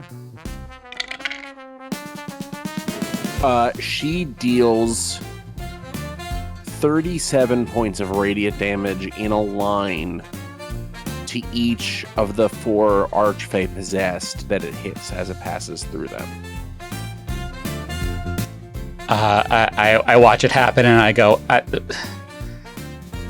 want to avoid killing our people, but I mean, do what you can, I guess. That is going to go to Chomp. So it's just me on Ensemble in the Feywild still, right? Yeah. Alright, well, I guess I'm gonna go towards the portal and... I've asked several times where the fuck we are, no one ever answered, but I guess we'll go now, whatever. And I walk through the portal, and can I see anybody to bonk? You see plenty of people with bonk. I bonk the nearest one. Okay. roll bonk. I roll bonk. Natural 20 on bonk. Thank you, brand new. Do you want to do your second bonk and then roll all your damage at once, or do you want to roll separately? I guess I'll roll second bonk.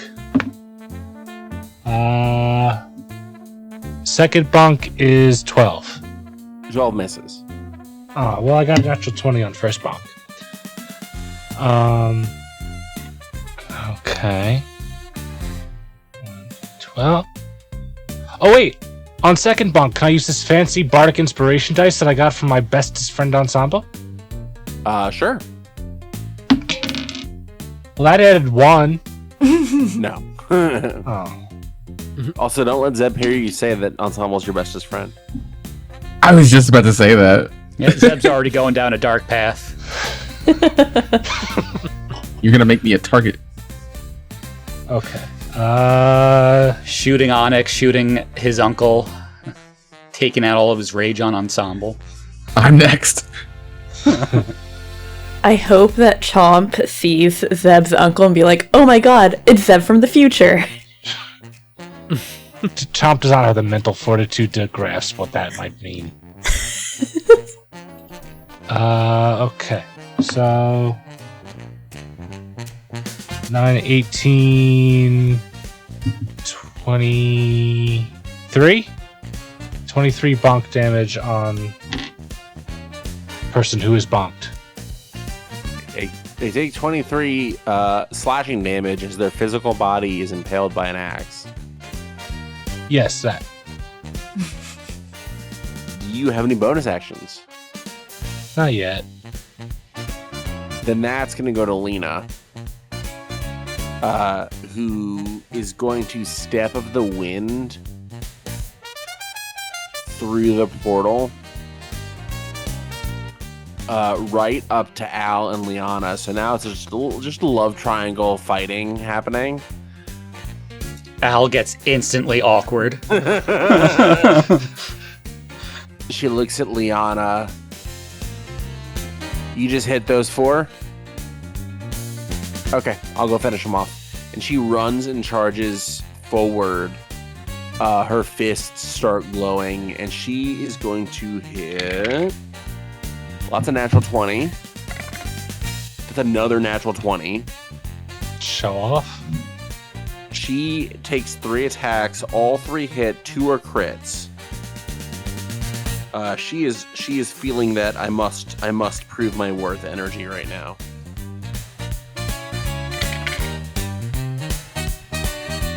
She deals 16 points of damage on the first hit. 24 points of damage on the second hit. And 11 points of damage on the third hit. 2 of the Archfey that were already hit by the Sunbeam drop from her radiant damage hits that she just did. And she just sort of stands over their fallen bodies with her fists glowing, just like taking deep breaths and letting it out, and taking deep breaths and letting it out. Clearly working through her own shit right now. That goes to Ensemble. Is Amandine anywhere nearby? Make a perception check. Uh-oh. That's a 4 on the die.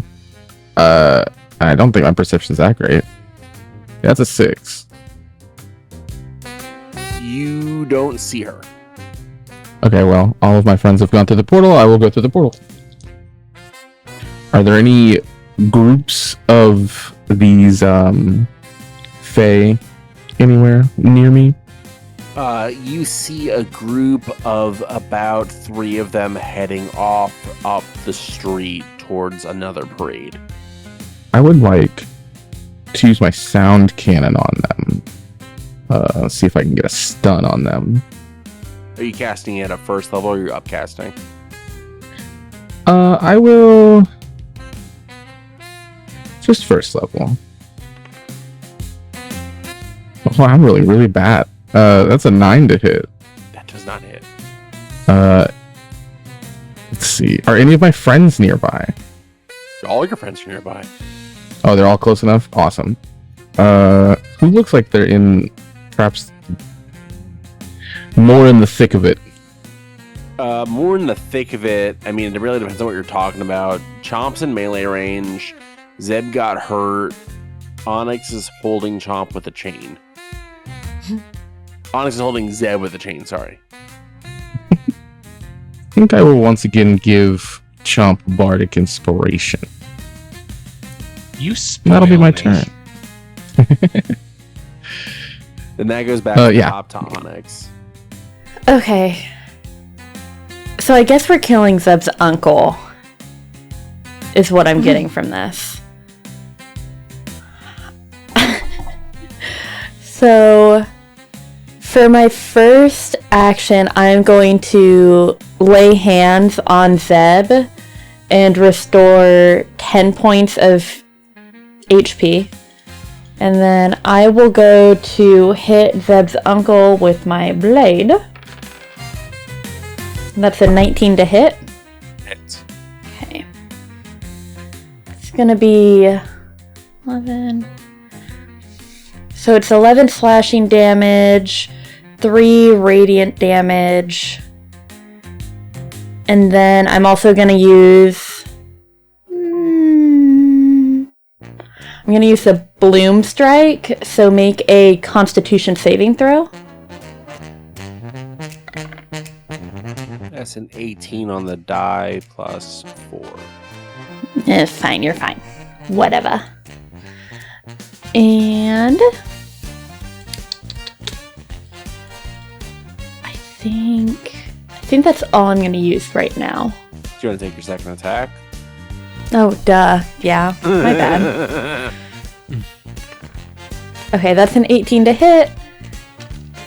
That's 13 more damage. He's not undead, is he? Not yet. Of. Okay. Okay, then that'll be my end of my turn. Any bonus actions? Nah. He looks at you. Of course he does. And is going to, as a reaction on your turn, use a legendary action. Mm-hmm.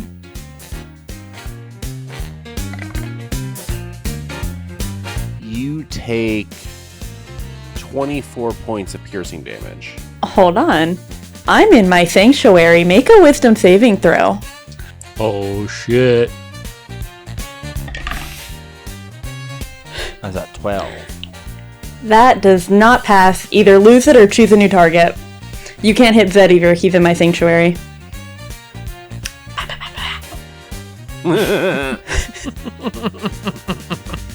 He goes to harm you and feels the spirits of everyone that has ever stood up for this city basically say, oh no, you fucking didn't.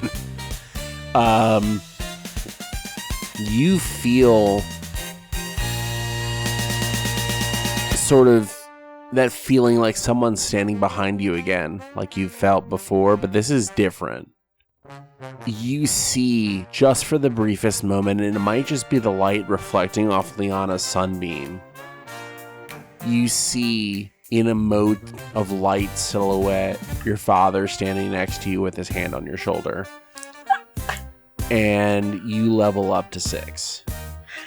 Thank fucking God. That goes to Della. So, how many of these, how many baddies are we still surrounded by? The problem Yeah, Sam said how many isn't- baddies. The problem isn't that you're surrounded. Well, I know they're problem like isn't- dispersed, but like how many can we see? Like how many are interacting with us? Every single turn that goes by, they get further into the city, doing more damage. Okay. So there's less and less every time someone comes up. So pretty much the currently- only ones that we have currently are the ones that we're currently like interacting with. Yes. Okay. So I guess I would probably just see Lena having come through and just completely just go ham on these folks. So I probably would head in her direction and try and just help her so that she's not, in any immediate danger. Okay. So I would likely I'd probably like just try and get over to her as quickly as I can. And I think I would cast, let's just cast good old water bullet, shall we? Good old pea-mouth bullet. It's just so weird. That spell like makes me cringe, I'm not gonna lie. But we're gonna do it anyway. And that'll be 26 to hit. 26, that hits. Yeesh. And it'll be 20 damage. Another Archfey drops. Fantastic. Do we see the hangmen standing there as the Archfey are dropping? I'm so glad you asked. If we remember all the way back to episode 2, when Ensemble's physical body dropped, after a moment it stood back up. You begin to see the hangman picking up the bodies of the fallen and standing once again. Picking up the bodies?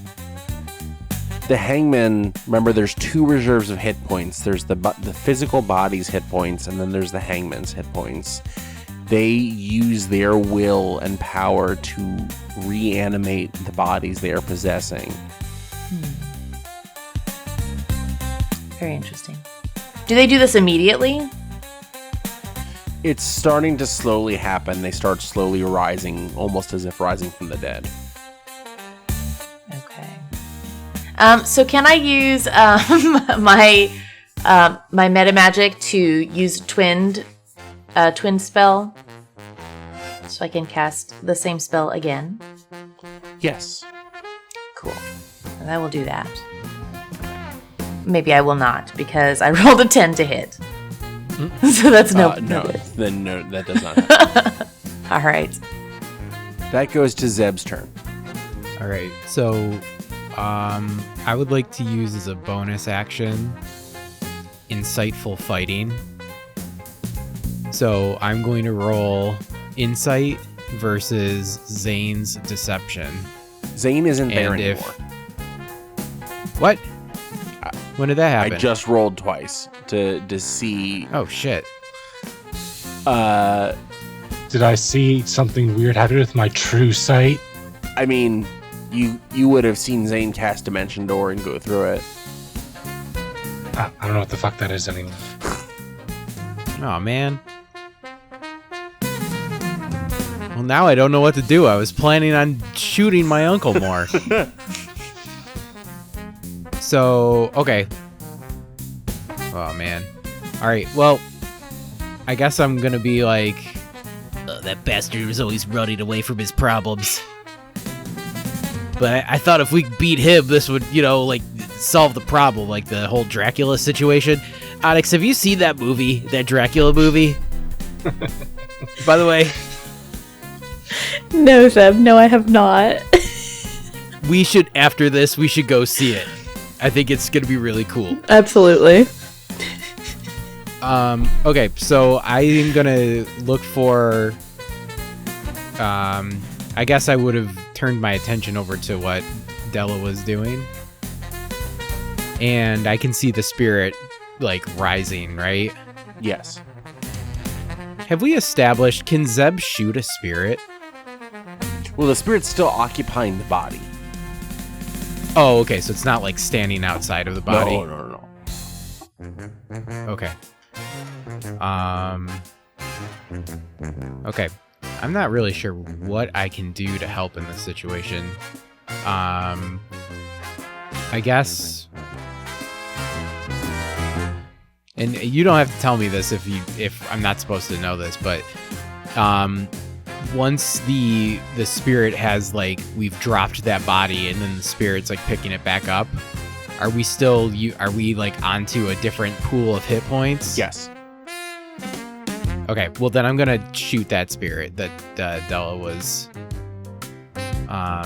attacking. So here we go. It's a 12 plus 5, 17. That hits. Is anybody within 5 feet of them? Any enemies within 5 feet? Is Chomp close to that one? We Or would say Della? yes. Okay, great. So then I'll roll with my sneak attack damage as well. So it's going to be 5d6. 10 plus 4 is 14 plus 2. So 16 damage. And then with my bonus action, I will try to shoot again. And that's going to be a 13 plus 5 and 18. That hits. All right. And then that's just the 2d6 plus 2. That's going to be another 8 on top of that. With that much damage, the hangman's hit points are reduced. Is forced from the body. The hangman is not dead, it's just forced from the body. The body is fully done. This is a dead archfey. That goes to Al. Okay, I would very much like to...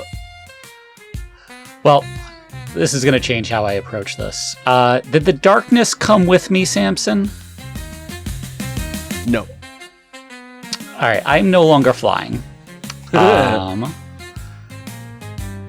So I would like to move as close to the group of Archfey that's being attacked that I guess had risen and stuff, and force them out of their bodies. So that way no more of the Archfey get killed, and we focus on the spirits. You force them out, and you watch as they see you coming. They all start scattering even quicker, dashing. It is becoming very hard to see your targets anymore. They are not standing in clusters. They are scattering through the city. They are leaving quickly. You are very quickly being left with a crowd of very scared people, of tens of dead humans, several dead archfey, and utter chaos. Did one of the people he exorcised and then spirit ran away, was they close to me? Yes. Could I sentinel attack that person? Or that spirit, rather? Can you hit a spirit? I don't know. Chomp doesn't know. He's gonna try. Okay. 24 to hit. Your blade passes through like a ghost. We never got Chomp a magic weapon. You are being left in the middle of what is left of Mardi Gras. Music plays from abandoned speakers. Parades are no longer active. You're covered in blood. You're covered in wounds. You're holding weapons. There are bodies everywhere. Police forces start to arrive. Armed guards start to arrive. I dip out. That's it for Chomp for the campaign. What is everyone doing? I mean, the spirits, are they still there, or do they start flying off, or whatever? The spirits are going through the city. They're trying to make as much chaos as possible. Right, but the ones that I forced out of the body. They're flying off. Okay, because my turn didn't end, so I had walked closer, and then there was a cutscene. What would you like to do? So I guess if they're flying off as I'm getting closer, I would very much like to cast Calm Emotions and try and calm down the crowd that's around me.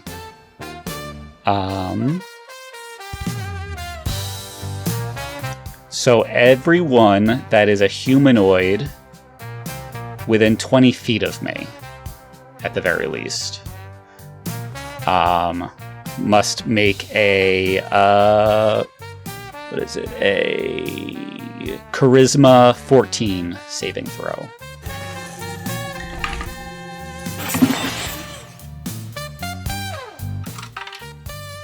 A lot of the common parade goers look visibly calmer. You see the arcane police, their eyes shimmer as they are not affected by the effects of sort of passive charm magic and glamour like that. They have special contact lenses that stop that from happening. They begin to approach you. They have body armor on. They have riot shields. They have face masks. You were a moment ago flying above the city casting magic. You do not have your glamour on. You are in full high elf regalia. Uh-huh. You hear one of them sort of has a broadcast horn. You need to come down to your knees, hands above your head. All of you, hands above your head, behind your heads, interlock your fingers. I want to look at, I guess, the one with the horn, and I go, we've just been trying to stop what's happening. It's still happening. It's happening all over the whole city, and from what I see is a bunch of people that just came through from the Feywilds that caused a lot of damage and killed a lot of people.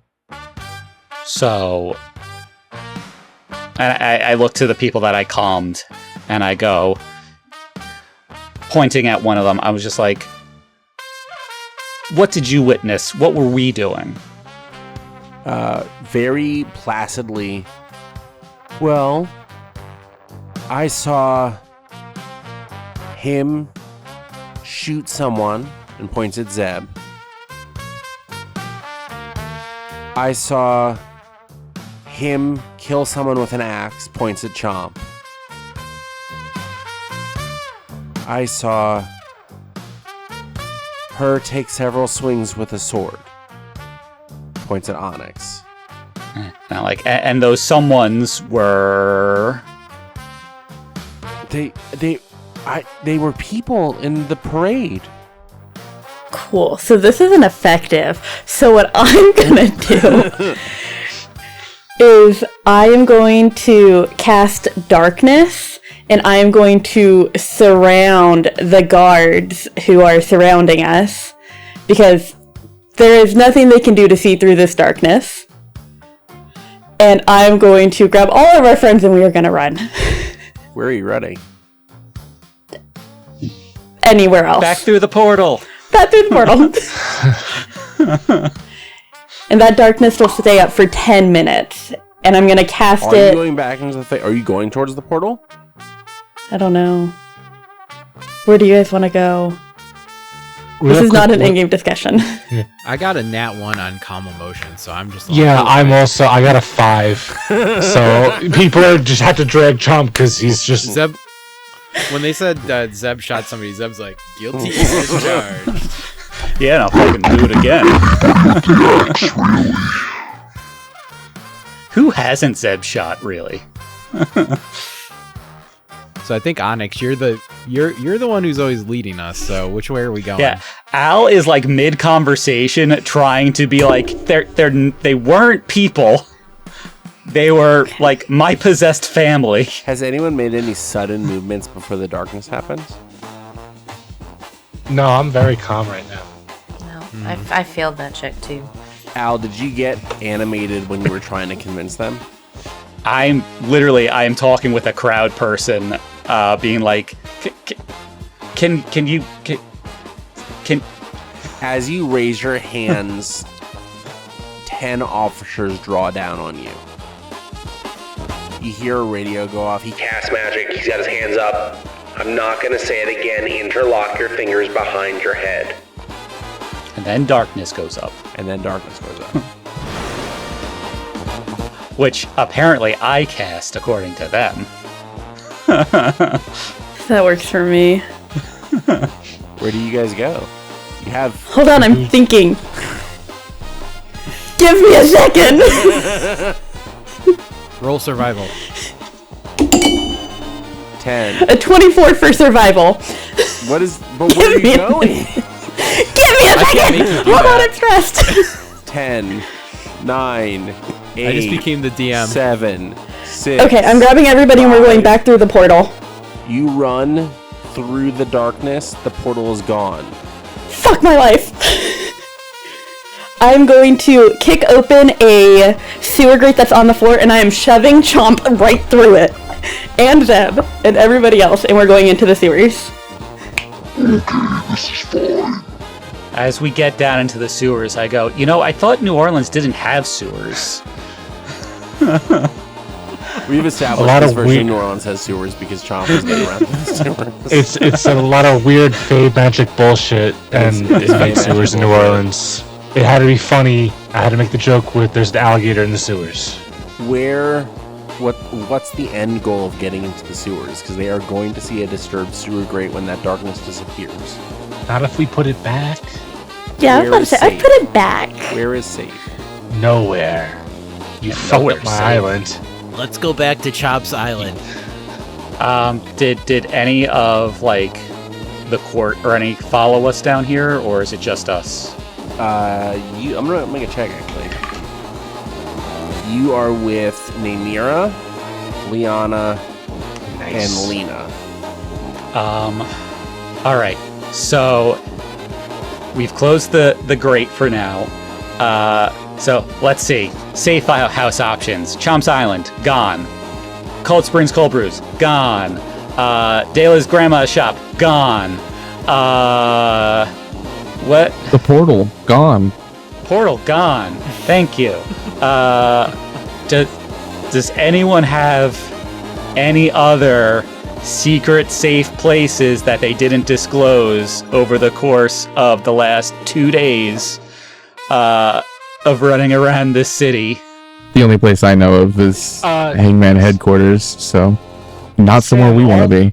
All my dads are dead, right? All your dads are dead. We could go to my dad's house. Dad's house. I don't think that's smart because at least one of your dads was possessed by a hangman. Fuck you, then I'm just trying to help. Could we make our way to my house? You could. Okay. We're gonna go to my house and we're just not gonna talk about it. You make it through the sewer systems to your apartment. You left your television set open, going when you left days before it's been playing.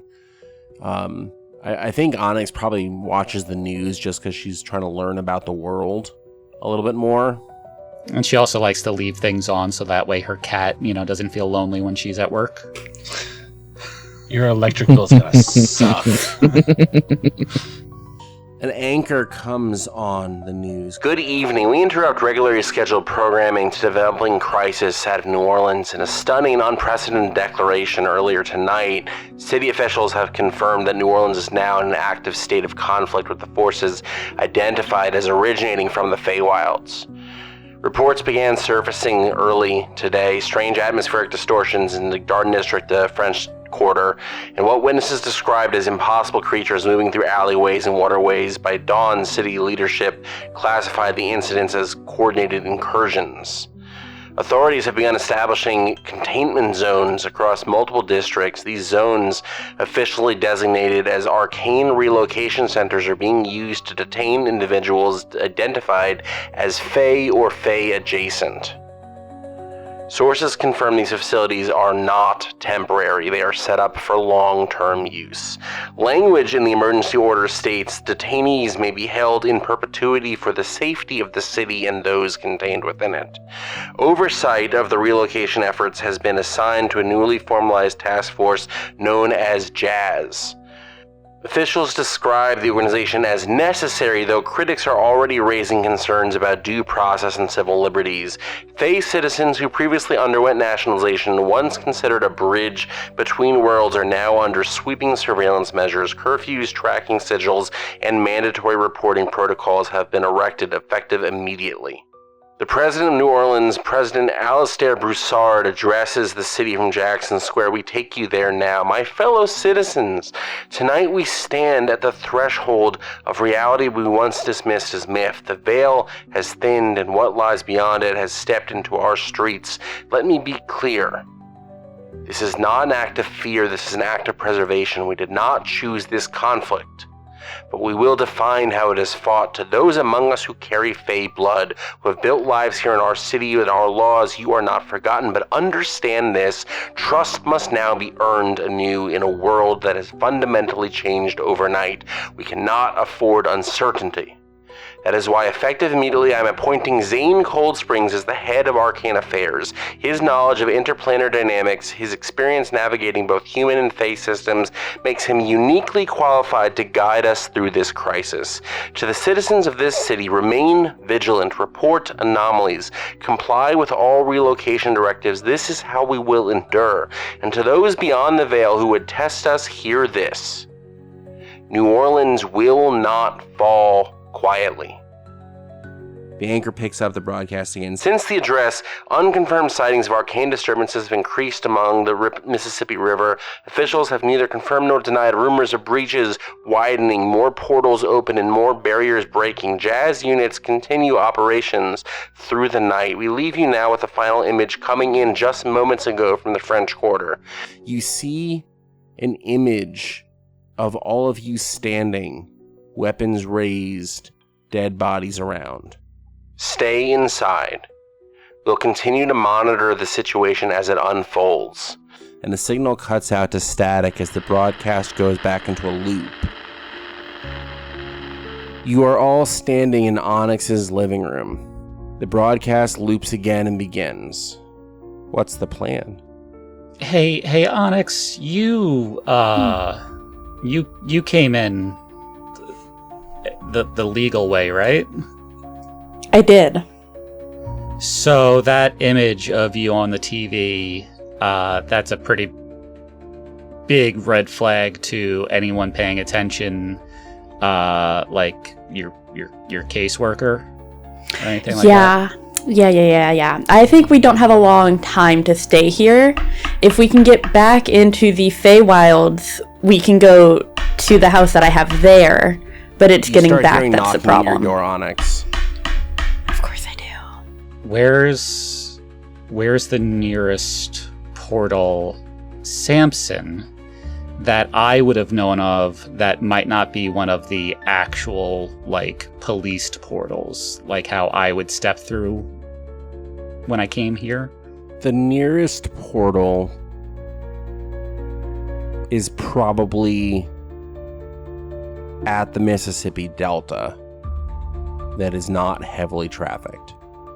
So, the plan is get Onyx, we know you're in there. You have to open the door now. We know you're inside. You hear Greg Stevens. Of course, Greg Stevens. I fucking hate that asshole. Chomp just started picking up heavy things and gingerly placing them in front of the door. Bella's sitting on the couch. Her eyes start rolling in the back of her head, and she's starting to channel a spirit. Yeah, as Della's sitting on that couch, Chomp picks up the couch with Della on it. And puts it Fantastic. Which spirit are you channeling? At this moment in Della's mind, she's not channeling a specific spirit, but she is begging and pleading in her mind for protection. When you leveled up to 6, you channeled Baron Mardi. He comes to you in this moment. He feels you reaching out. Oh, child. It's a big problem when spirits walk free and don't pass on. I'll help you. We gonna make this right, but it's going to take more than I think any of you are willing to give. Mist starts to fill Onyx's apartment as the door bursts open. Jazz pours in from the doorway. What about my awesome barricade that I made? I spent time on that. Jazz agents pour in from the barricade, weapons drawn, shields, battering rams, and they find an empty apartment. Just Mist. And the slight smell of bourbon. And that's where we'll leave Chapter 1 of Barrier Cities, New Orleans.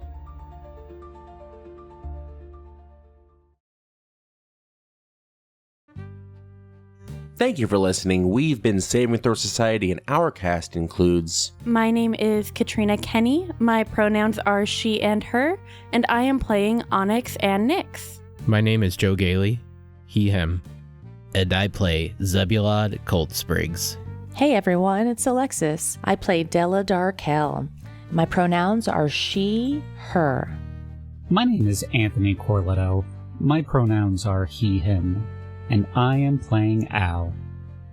I'm Rowan Moss. They, them. I play Ensemble. Hi, my name's Eric Trulick. He, him. And I play Chomp. And lastly, I've been Samson Flansbow. My pronouns are he, him, and I play the world and everything else inside of it. Make sure you follow the social media page of your choice that can be found in the link in the description. And for those of you wanting some extra content and bonus episodes, make sure you join the society and become a subscriber for our Patreon.